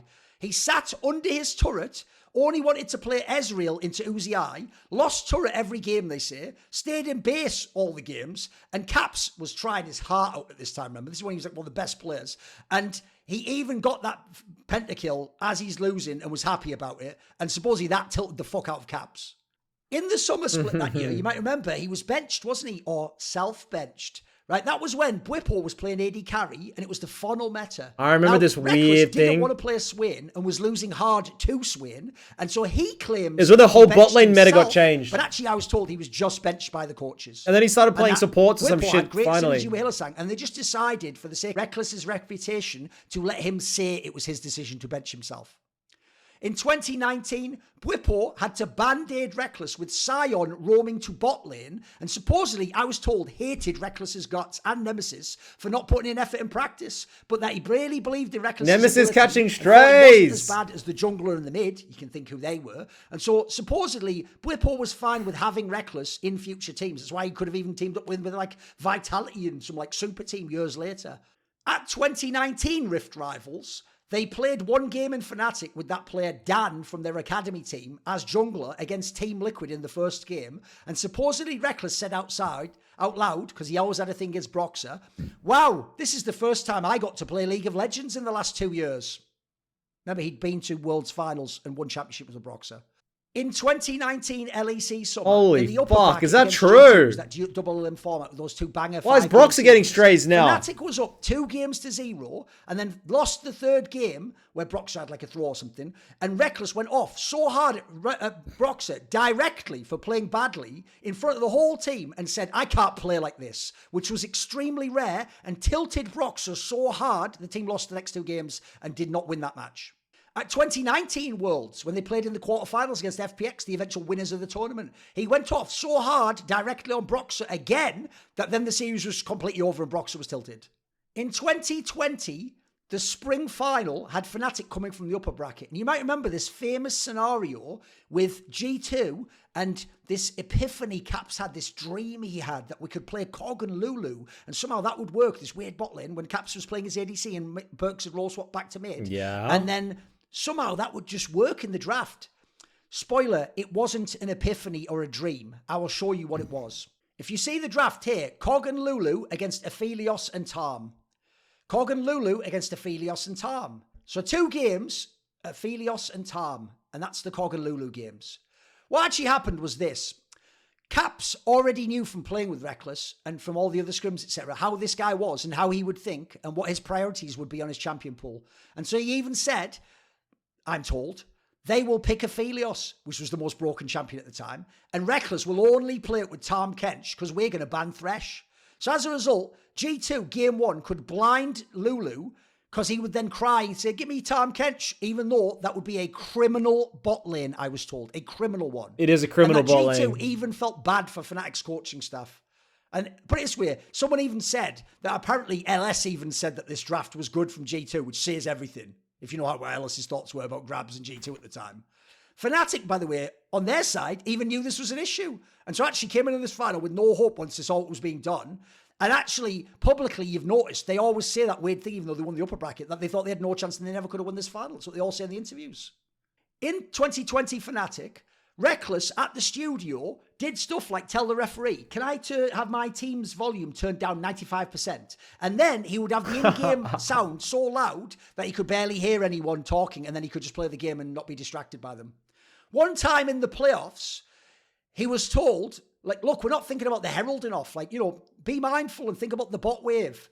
So then he didn't say anything. And in the next game, he just went to Herald in a bad situation and lost bot tower. And then after the game, he was like, "I don't know. I was told to go to the Herald, so I went to the Herald." Because that's what he would do. Like a little kid, I was told, if he doesn't want to do something, he'll just do it badly and then sort of go, "It's sort of your fault that I'm doing that, though. Like, I can keep trying if you want, sir." In that silly little voice of his. In the 2020 summer final against G2, remember, Fnatic again came from the upper bracket. It was the same as spring. G2 came with new picks. Fnatic knew they've got a read on us. There's nothing we can do. We don't have any answers to this. And by the way, in game 3, Rekkles, who hates Caitlyn, played a fucking Caitlyn barred bot lane, and he hates Caitlyn. They were swept. Wow. By the way. At 2020 Worlds, you're all going to think, I've got you there, Thorin. The trap card is he played so aggressive and great at 2020 Worlds against the top esports, one of the best teams in the world, against their bot lane. Tell me why. Mega aggressive, and they fucked him up early with aggro. They did. Now, I was told that what happened internally in Fnatic was, whenever there would be a cannon minion that was farmable for the enemy, Hylissang would just pink it and go and engage, and it would force Rekkles to play aggressive because Hylissang was such a psychopath and just couldn't give a shit anymore. Interesting detail for you if you want to brag about Rekkles at that tournament, which is this. If you're going to tell me he played great and really aggressive at that tournament, let me show you something right here. At this tournament, we're going to...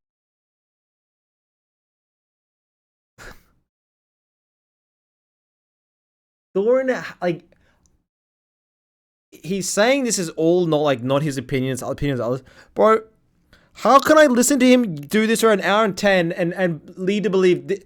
The only thing I can believe is he absolutely hates Rekkles. Like, the way he delivers all of this and that, like... I'm going to go down. I'm going to show you. This is the tournament over here. Guy hates him, so look bro. on the left. You can see the Has names. to. I've got Season 10 Worlds. I've just clicked on ADC bot. And now I'm going to go DPM, damage per minute.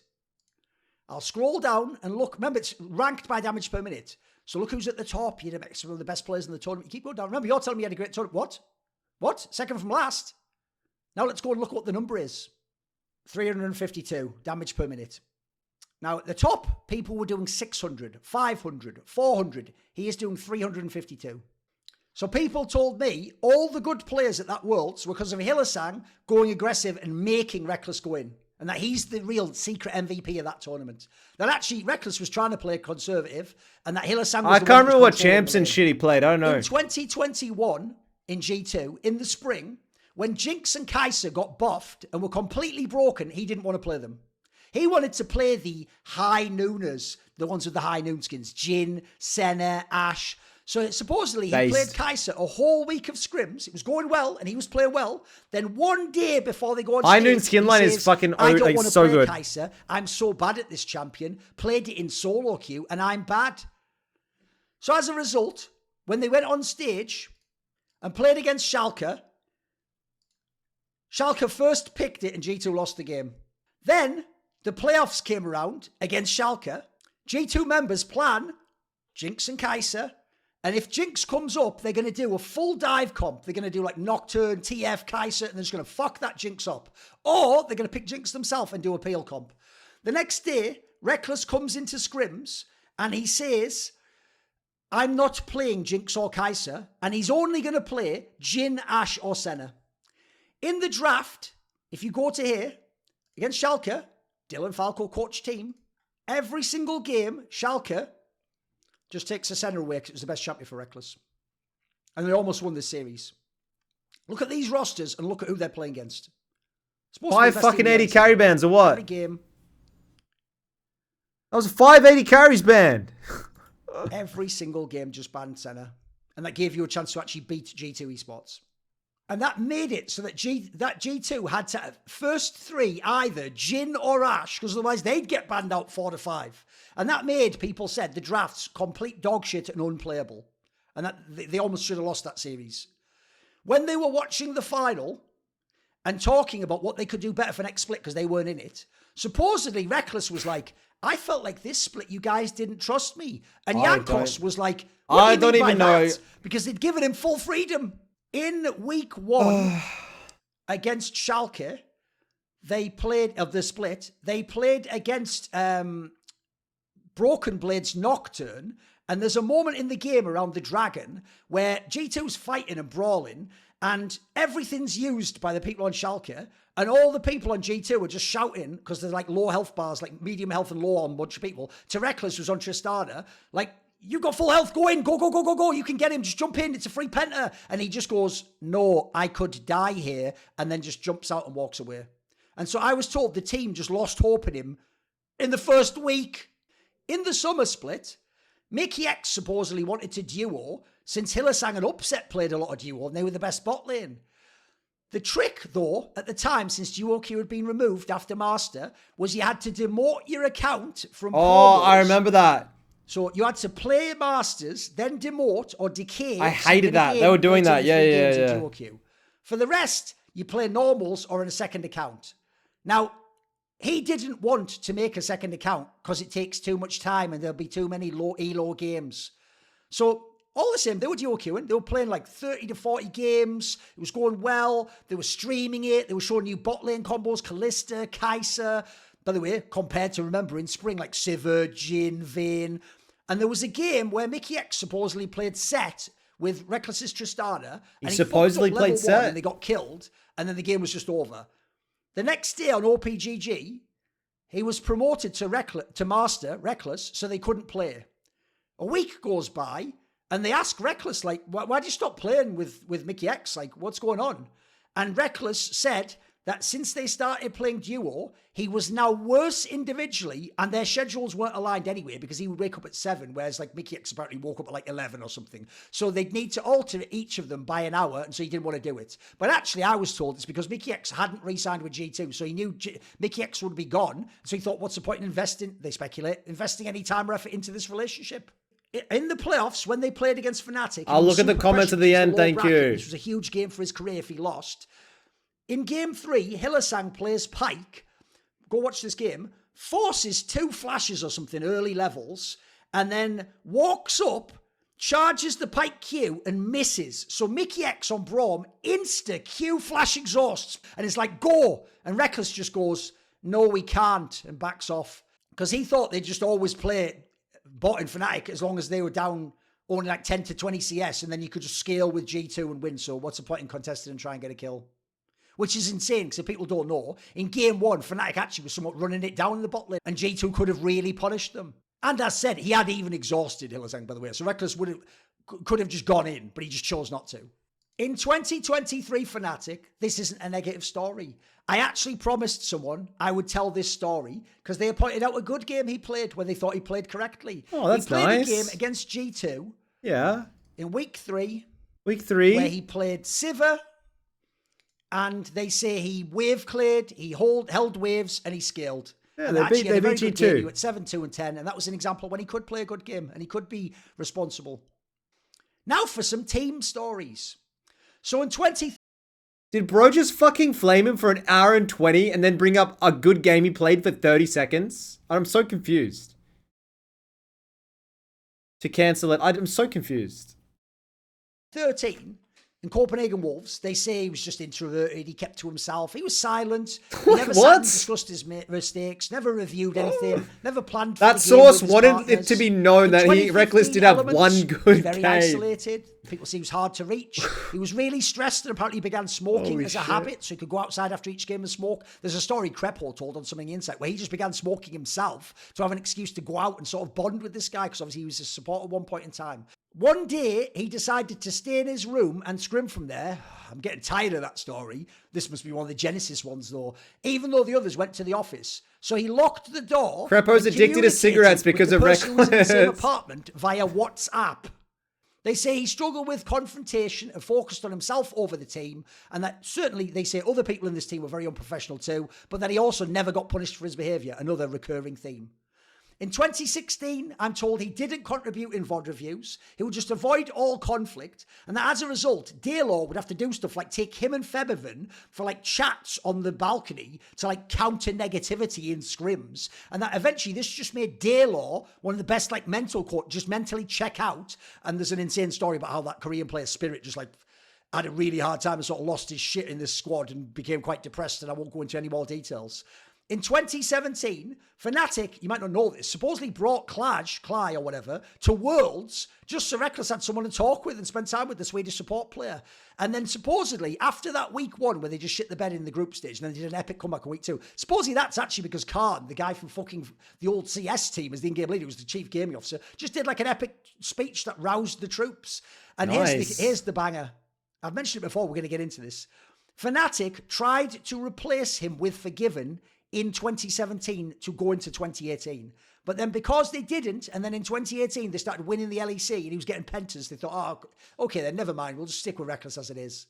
In 2018, Youngbuck joins Fnatic and does a presentation about Rekkles not buying pink wards. Apparently he had like 0 wards for 2 weeks. So basically they told the team, look, when people are ahead and winning after 15 minutes, buy pink wards. Rekkles' response was to buy pink wards every base of every game. And he even went on stage. Look at this number here. You saw where Rekkles was? Look at this number here. 20. Rekkles went on stage. This is a game against... this is Vitality against Fnatic. And it is the spring season of 2018. Show me the game so before. He went on stage and bought 20 pinks in the game. They say he griefed, went sideline, muted the comms, and basically just did it to prove a point to the coach. In Fnatic, they had this long review room, and so he would take his 1,500 gold and on put it against fucking the back controllers. wall, 10 meters from the screen, Else while is everyone else was fuming. on a sofa way further, so that he would be as far away from them as possible. And then he would say, well, I'm just a pawn in Young Buck's game. He's the king, and I'm just going to do whatever he says. I was told in this team, you have to read his mind as the jungler and his teammate and know what he wants you to do. And so in the team, what they would do, instead of working on Rekkles, is they would just psyop Broxer the whole year, that whatever Rekkles says, it's fine, you don't need to go bot. He isn't fine, and you need to go bot. Essentially, the coaches acted as a translator to Broxer from his own teammate. Now, he claims he benched himself in 2018. The reality is he couldn't play mages, was losing hard to mages like Swain, knew he was going to be benched, so he preempted it. And they say if there'd been 1 day more, he would have been benched officially. Apparently, Bwipo had really good synergy reading with chat. Hillsang. Say They something hoped it would interesting, force bro. Rekkles to sort of get his shit together. And then after being benched, this is insane, he apparently moved his desk to the corner of the room, facing a wall, sat there not talking to anyone for 2 days. And then when someone said something about it, he just said, a sub should sit here. This is a place for a sub, staring at the wall. He was playing from his own room. The manager asked about it, and he categorically refused to play with the team. Broxer, by the way, cited by everyone I talked to as one of the nicest people they've ever played with, even got frustrated with Rekkles because of this stuff. And then I do know Broxer, and Broxer, from my reports, is a very kind gentleman. I'll just put that out there. From what I have interacted with Broxer and met him personally, he is a terrific guy. And also very muscular, possibly steroids. in 2017, 2018 Fnatic, basically, the approach just was good cop.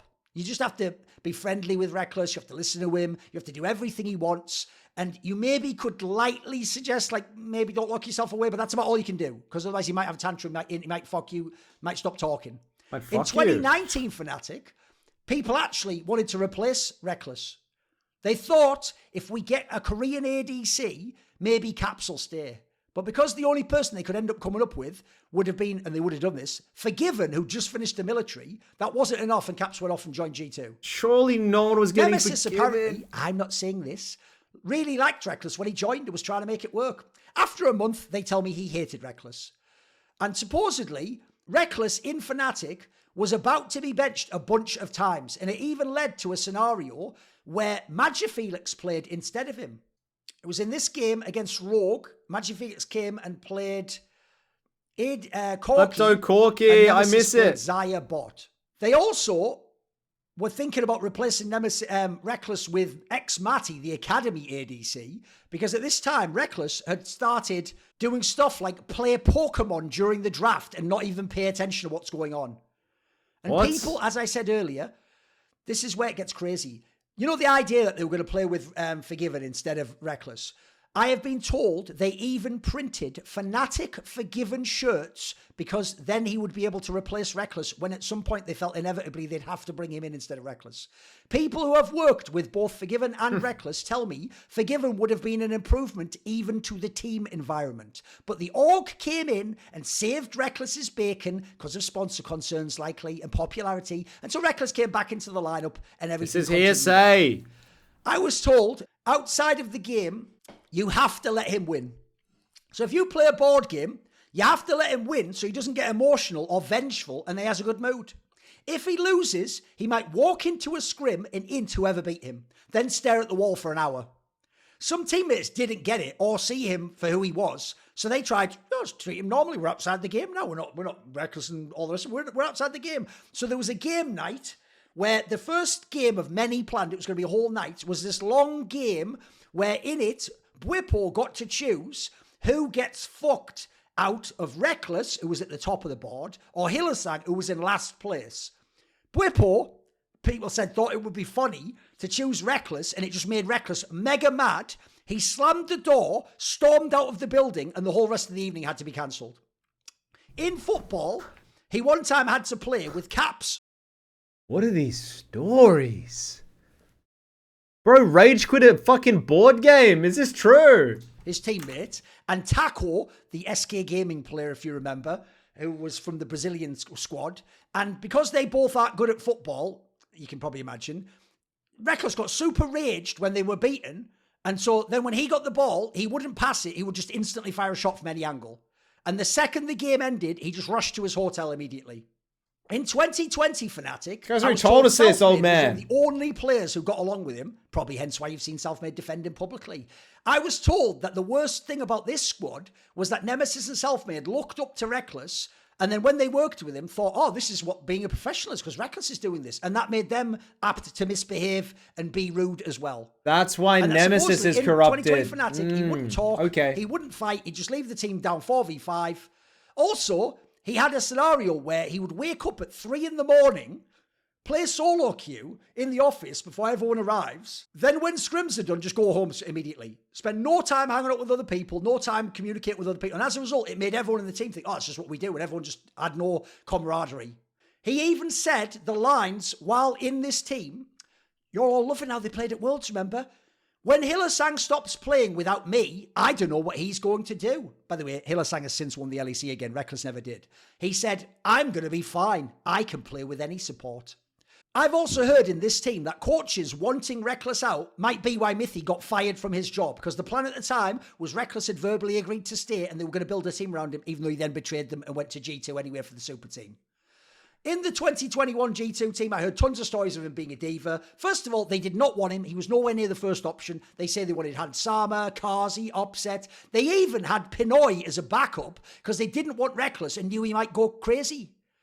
I've heard Wonder and Caps didn't want him, but Caps just sort of said, fuck it, we can try it. Because they just knew his personality wouldn't fit their team. Jesus. And that G2 had to play the way they did, because when they reviewed without him and realised, well, wait, if botlane just gives up 5 waves when he can catch 5 or just won't trade kills, then he can't win. So they needed to weak side so that botlane, aka Rekkles, couldn't just run away from all the waves and zone himself off.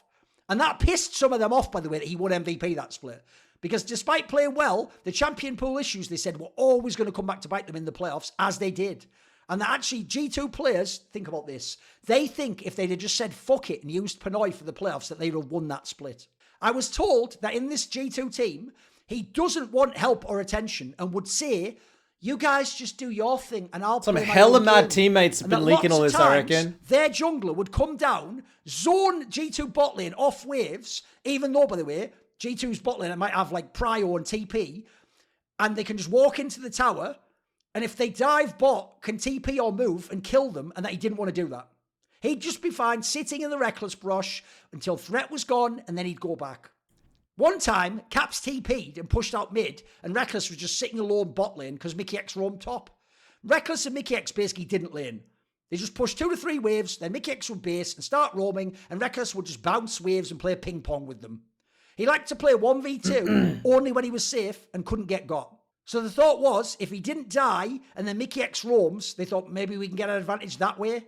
The problem is, though, he would play stuff like Jinx, and Jinx needs items and farm, and that game, the enemy had Lulu and Cog and no summoners and like 3 stacked waves. They could have gone under the tower, have a TP and get a double kill. Rekkles refused to do anything until Caps pressed TP, and then he started moving to the tower, and they wasted TP for nothing, as in his own tower.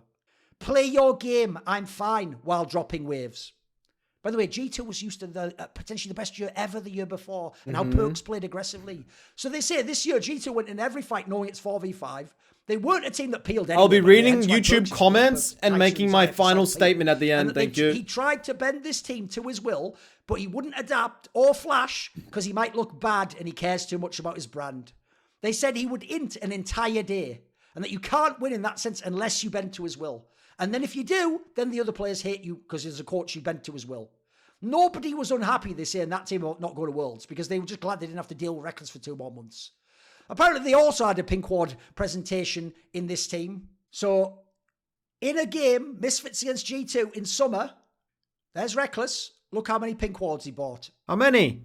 12. 12. Now, that doesn't sound as egregious as the 20, but listen to this story. So they had another presentation. They told him, you're not buying as many compared to your opponents. And at the time, in terms of ADCs, he was ranked last for buying wards. So then, go watch this game. He would just buy wards every single time they base. Why be watching the game? They were in tons of times. They were like a team that was starting to win and starting to get control. But he just keeps buying pinks. He's buying 2 at times. So he's not getting to the item, etc. And he just kept, after this, passively asking them, after this game, when's the next presentation about pink wards? And people in this team were just thinking, what the fuck is wrong with this guy? Also, in that game, as well as buying pinks. He just rocket jumps. It was inevitable him and Ballas ended up together. Fight and gives the whole game up in like a 50-50 fight. And they lose the whole game. Then there's what's now been dubbed the Mickey X wireless headset incident. Loads of people know this story. I don't know. Tell me. So there was a Blitzcrank game where they were playing some scrim where Mickey X roamed top. Rekkles died or lost the wave or something. And then after the game, Mickey X went to the toilet. Now, what Rekkles didn't know is Mickey X had like a wireless headset, which was still turned on, and he could just hear everything everyone was saying. So because Rekkles didn't know and was doing his usual trick once you're out the room talking shit about you, he talked mad shit about the Blitzcrank. Wouldn't even say Mickey X, would just talk about the Blitzcrank and suggested like, it's just trolling. Now, there's another similar story like this, and I've even been told by people in the team that he did that to dehumanize Mickey X, by the way. Wouldn't even call him by his name, etc. Then there's a story with Shen support, where they lost 3v3 bot, so the enemy had item advantage. It was against apparently Hilly's Xayah Rakan, so they played Tristan Shen. Rekkles had 2 item advantage, and mid lane was just farming wave and got flashed on by Rakan and died. Mickey X... That would low-key annoy me, bro. I just played a scrim and I inted on Blitz, and I go to the bathroom and take a piss, and I can still hear, I can hear Rekkles as I'm pissing, telling me that I'm a troll behind my back. That would actually be annoying, low key. Ruin the piss, 100%. X went to the toilet again, and Rekkles basically asked why they were playing troll champs and couldn't just play Leona. I'm told he didn't respect Mickey X at all. He would also take heal and claimed he needed it because of Hylissang, but then kept doing it with Mickey X and wouldn't take cleanse in matchups where cleanse was the traditional thing to take. And this is despite the fact I've heard Mickey X did a lot to try and bond with this guy. He would play normals with him so he could try new champions. He woke up a little bit earlier to try and play with him. The problem is, after like a month or so, Rekkles was just done with Mickey X, and that was it. They didn't want a duo. That was it. He was done with him for the year. I was told that he can lose you draft even if you do what he wants. Now, what will happen is the enemy team has so many options. They can do a draft that beats you, but if you replicate their draft, you also lose. Which I was told by coaches is one of the most paralyzing, trapped feelings they've ever had. Not least because they couldn't punish this guy and they couldn't publicly ever say that's why it was. So they would just tank all the criticism for being idiots in the draft by certain analysts. Oh my God. He had to play Jhin or Senna, but Jhin was unplayable if they locked in 2 tanks. Well, in 2021, he had 11 Jhin games when it wasn't even in the meta. The year where he never made a foul, never went to Worlds. Now, if G2 was winning scrims, he'd be like, I can play Kalista because we win anyway. Then made a point to run it down. And so even though he could have an 80% win rate on Kalista, he would not be good in scrims.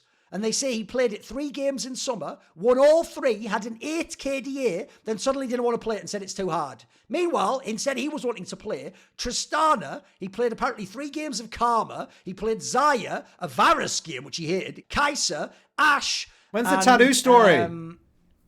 A fucking Seraphine, believe it or not, at one point in time. Here's an interesting story. Apparently, in 2021, because G2 had the BMW sponsorship, the G2 players had already done their driving license the year before. So he did it this year, and it required you to wake up at 6 a.m. for it. But he promised that he would do that, but he'd fix his sleep schedule afterwards. He didn't, they tell me. In 2022, in Carmine Corp, they say he wasn't prepared for the level of the RLs and didn't realise he didn't get his driver's license. He was outclassed by Exakick, Jack Spectre, the people you saw go to the LEC. Well, there did he get it? Stories about this team. I'm confused. So the Hantera, you remember the support that he was playing with? They claim that he limited Hantera due to not being able to lane with some of his champions, so Hantera just couldn't look good. And then he would gaslight Hantera that he's only good on this or that pick, so he would have control over what Hantera played. And that the approach with Hantera from Rekkles was to be nice to him, but make him look bad so that then he would be replaced. And then it shocked people. He didn't fix his sleep schedule. This guy kicked. By the way, they ended up winning EU Masters together later in the year. I'm literally confused. Hantera was good for ERLs, but he just couldn't get his champs. Did he drive the BMW? Pressure and only had like a teammate or two and the coaches on his side. And that he would ask Rekkles something. This is familiar. Rekkles would ignore him, and then in review, when it was brought up, he'd say, oh, I didn't hear, or, oh, I was focusing on this wave, and that he just refused to play with him, which demotivated Hantera, and that they played worse in summer as a result. The team didn't want to put up with Rekkles' shit from the summer on, but we'll get to that. Because they say... What do you mean we'll get to it? Battles. So he wouldn't Been go for 2 against hours, the French players, for example, because he really understood that it's Carmine Corp, the media's going to be all the fans. Fuck me, he 10 understood minutes. That Come on. The popularity meant you couldn't do it. By the way, he'd seen that when you go to those big events, people like Sakan have all these fans and people are loving them. So they wanted to bench Rekkles apparently after spring, but couldn't do so because part of signing him for a massive amount of salary was tied into sponsorships. It would affect those relationships and potentially the relationship with Riot, even though he was being a complete dickhead. And that, if you don't know, he is one of the reason why Striker left Carmine Corp and later became the BDS coach in the LEC, because of the behaviour of Rekkles. Some of the shit Rekkles pulled behind the scenes was unacceptable. And actually, Striker even spoke out publicly against Rekkles and some of the things he did. So let me see read that. He's on stream. He goes, he has been called out on his behaviour several times by myself and from above. If you bench him, you can't sell him the following year because people understand that he's problematic. I am not a perfect coach, but I have always given my all for this club. I have not refused a double block, he's implying Rekkles has. I have not refused a double block by disrespecting someone who pays my salary. I have not refused to join a team dinner because my taxi was not there when I left the airport. And then despite what Rekkles said about his contract, it says down here, the team leader had voluntarily avoided making things public so as to not ruin a deal in LEC and a juicy resale for Carmine Corp. However, rumours indicate that the contract was still sold off in order to give him his exit ticket. Even for some, Rekkles was offered to Fnatic so as not to harm the player's career. A recurring refrain where people give this guy another chance. When it comes to 113... Wrap it up! The guy was 17 years old and a vocal jungler who was calling stuff for everyone, including Rekkles. The problem is, he wasn't Rekkles on a massive contract and he wasn't French. So everything became 113's fault, according to Rekkles. And Rekkles even supposedly tried to turn fans against this guy. Ow. And he befriended some players when it suited him, so he didn't blame him. And that one game, 113 tried to push back. And then when Rekkles got triggered and wouldn't come and join, then, even though, by the way, you need your jungler, etc., that he would then go, I better fucking befriend this guy. So then he would try and befriend him. And suddenly, even though he hadn't talked to people for months and months and months, sometimes this is the trick he would pull. He hadn't talked to you for ages, he'd ghosted you. But then suddenly, when he turned it on one day, people would be really receptive. Like, oh, he's opening up to me. Oh, he does like me. Oh, he doesn't have a problem. We can talk. But the problem is, he would do that. And then the second you do something he doesn't like, he would punish you. He would punish you. And he would only reward you with a bit of like human contact if you were doing the things that he wanted. But he could switch up on you in an instant. And I'm told he had such a bad attitude, everyone didn't like it all playing with him. His level was way worse than expected. I was told that they ranked him as the 5th best ADC in LFL because of, in the best of ones, he couldn't play some stuff. And that maybe he was like 3rd to 4th overall because he performed in the final of EU Masters. Some people in the team, by the way, didn't want him. They actually wanted Jack Spectre instead, but he was a huge name. And that they were still underwhelmed when he joined, as they figured, well, he's going to be at least solid, and you can just ignore bot lane because he won't fall behind. They say that wasn't the case. And that to work around him, they had to have a strong early game jungler and play stuff like Rise or move mid laners. Rise? If they tried to play through Cabashard, Rekkles wouldn't come, so he got dove over and over. But he also wouldn't play aggressive earlier. And it meant that even pixel bush control was lost. So now his flashless mid can just be ganked too. I'm told he had a huge salary. The rumour was it was 500,000. But I'm told it was actually more like 300,000 to 400,000, a percentage of jersey sales. That apparently pissed off other players because he was being so shitty in his behaviour and play that one of them even said out loud once, I also want to mute myself and be paid 1 million as a joke because that's how fucking tilted he was. Then on that tattoo thing, we got that massive tattoo done. Yes, tattoo. That he couldn't play. And so when he had the first session done or whatever, they were like, look, since you can't play, please don't do that again. Like, do it like at the end of the split in the off season or whatever. And then 2 weeks later, despite saying he wouldn't, he just went and had it done anyway, and it affected him being able to play. Then there's the scrims with G2, like I said. So in the summer, they wanted to scrim, and G2 was so Is that shit the fucking, is that the tattoo story? Rekkles didn't want them to, and even Wait, told 2 them, hours of this is this. how disrespectful this is. Just play with one of the owners of fucking Carmine Corp in my spot instead of me. And they said, we should just play solo queue instead. Now, because they obviously didn't accept this lying down that he says to play with the owner, He then left in a tantrum off TeamSpeak and only came back later to scrim, and then basically went away and supposedly sowed seeds of discontent against people like Striker and the coaches within the org, hence why Striker left the org after this. And by the way, once Striker left the team, I was told that all of a sudden, to make it seem like it was Striker, suddenly he was joining in with people and being positive and complimenting people. So it looked like Striker was the issue, but everyone in the team knew it was him and he was being fake. In 2023, I'm told he was better than he was last time in Fnatic. They said for the first few weeks he was a completely different person, but then he also reverted to some of his old tricks. Oh yeah, and you know that role swap that he did at the end of his time in Fnatic? That is why he benched himself. He didn't. What I'm told happened was, the timing was that they were going to bench him as ADC, but that Fnatic was kind to him and let him pretend it was a career pivot and didn't say that they would have benched and replaced him. Hasn't he said this 5 times, or am I trolling? Inappropriate in light of how he played with supports. And they even predicted that he wouldn't commit to it because he would have to get so much attention for being bad early on. He obviously just didn't play for ages after that, did he? Let's talk about some off-season moves. So in Season 4... Season 4! Rekkles had been an MVP. I was 15. Won one split and then been in the semis of the final of the other one. Then they'd gone to Worlds and they actually were looking good in the group stage. They had the group of Deaththorn. They almost got out.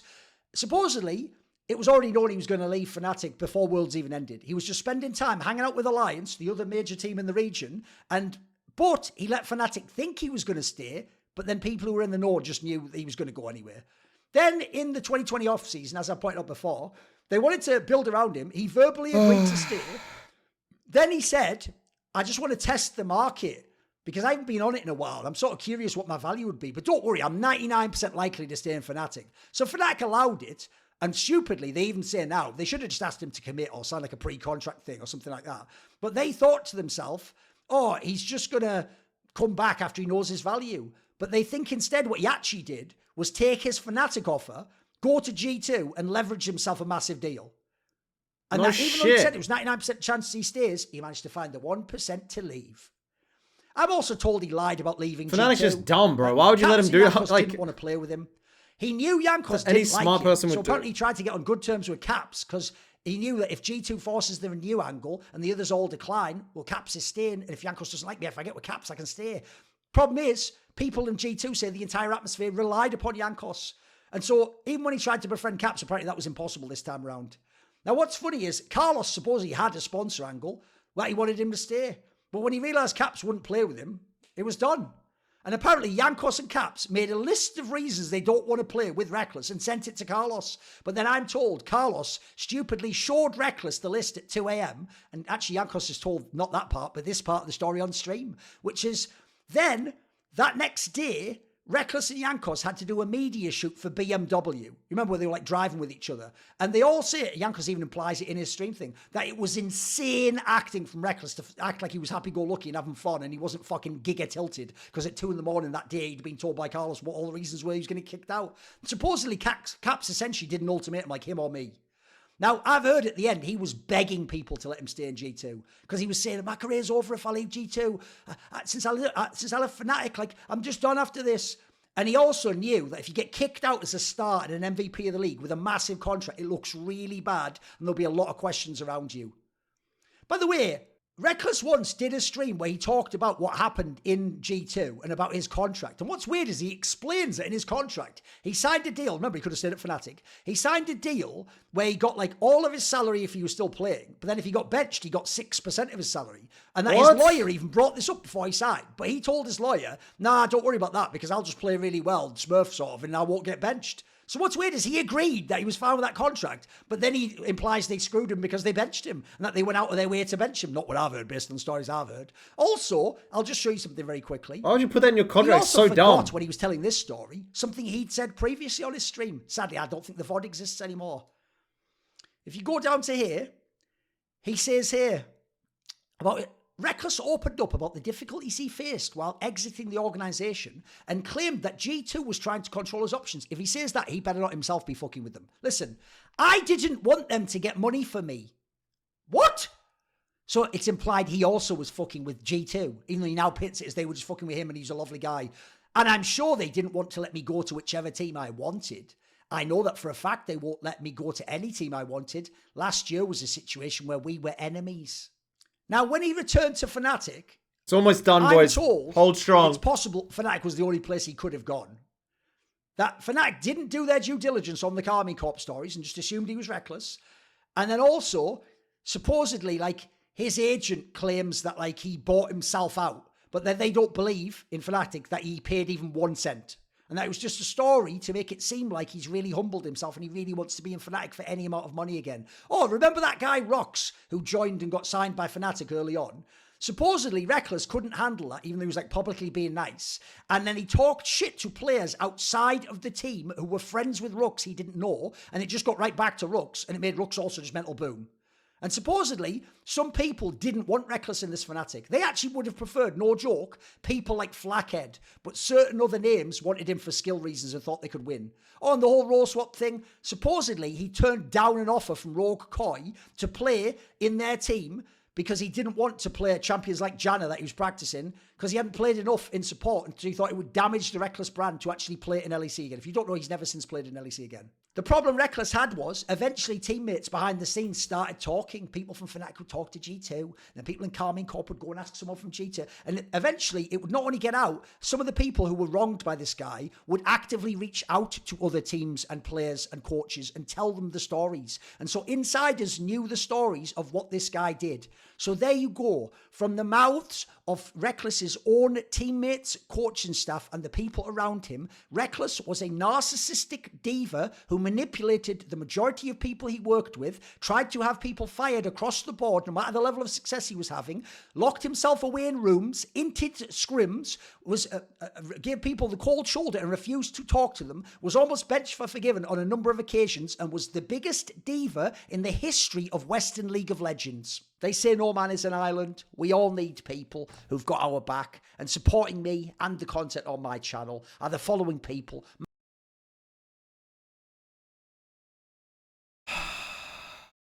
Jesus Christ. I mean, look.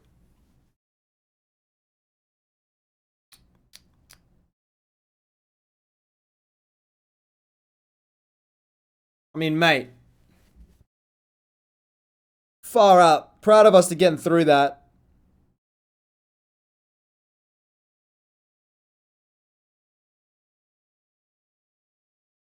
I mean, Jesus Christ, was that a yap session? Do you want me to read the comments first and then make my opinion?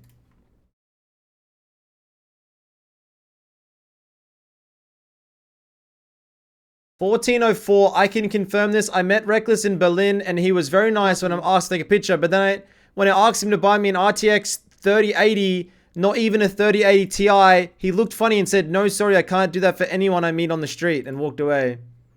That is kind of disrespectful. This video is not a Thorin's thoughts. Proceeds to talk for 2 hours with no evidence beside match history. Hate to Thorin from Germany. I don't know, Rekkles never spoke to him and he proceeds to make 2-hour-long video.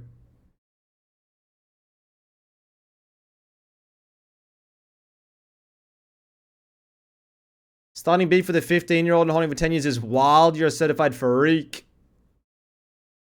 So comments just roasting the guy, right?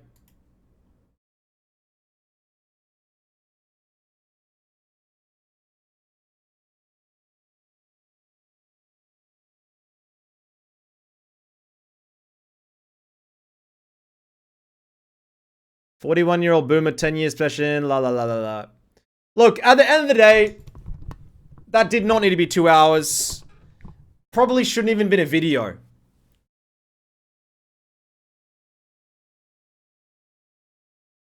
I think, let's just say, if 10% of what he said from his sources was true, yes, Rekkles probably sounds like he wasn't the best teammate.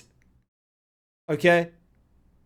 It sounds like there was instances of him being a little bit of a diva.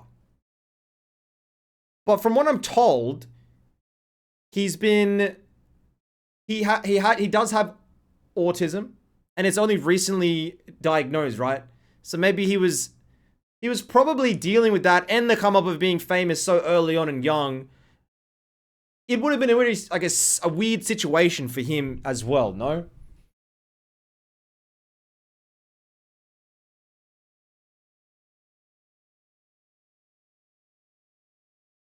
I was also told. I was told by Twitch chat.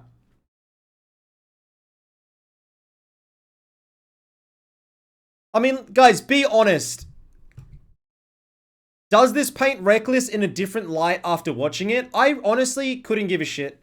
I think over years, people change, and from what I've seen him and how he interacts with the Lost Ratones, he seems to me like, even if those things from 10 years ago or 5 years ago are true, he was young, man. You learn through those things.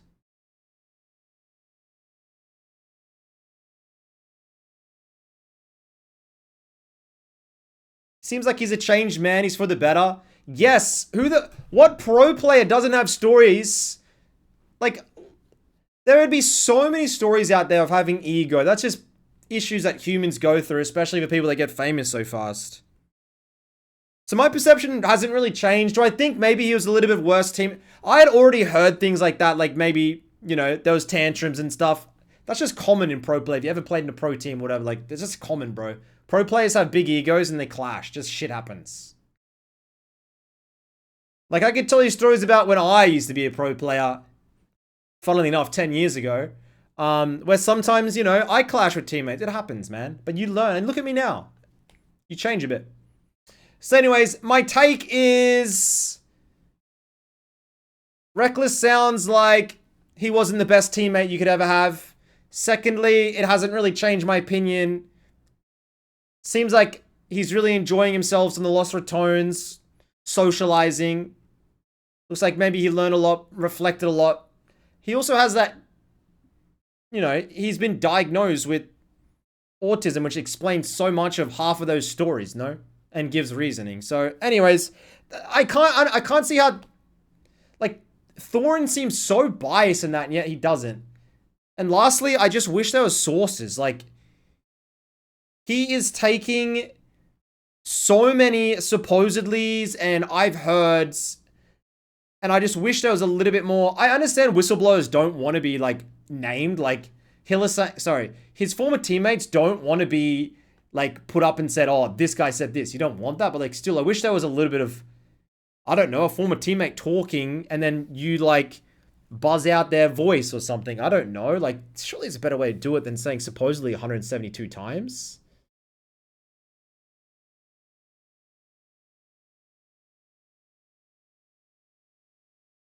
Surely, bro.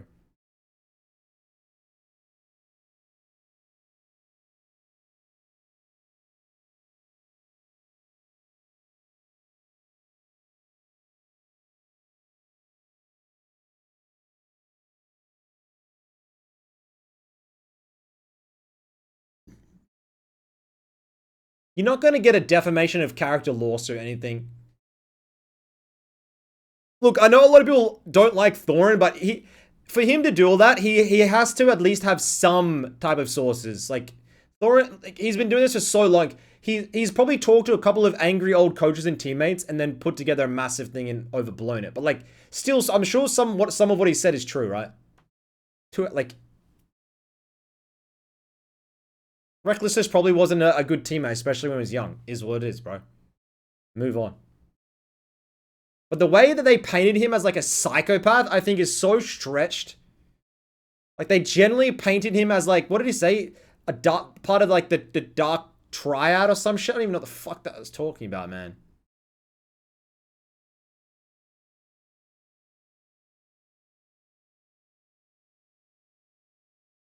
In a week's time, everyone's going to forget. This whole thing is pointless. Thorin did it. Obviously knew he'd get a lot of views and drama. He knows what he's doing. Rekkles probably won't receive this well because, I mean, you never receive 2-hour fucking hate video well. But on top of that, hearing how he reacts to other things alleged, supposedly, what Thorin has said, then maybe he'll take it worse than others. I don't know. I don't know the truth. I'm just little Midbeast giving a little bit of listen.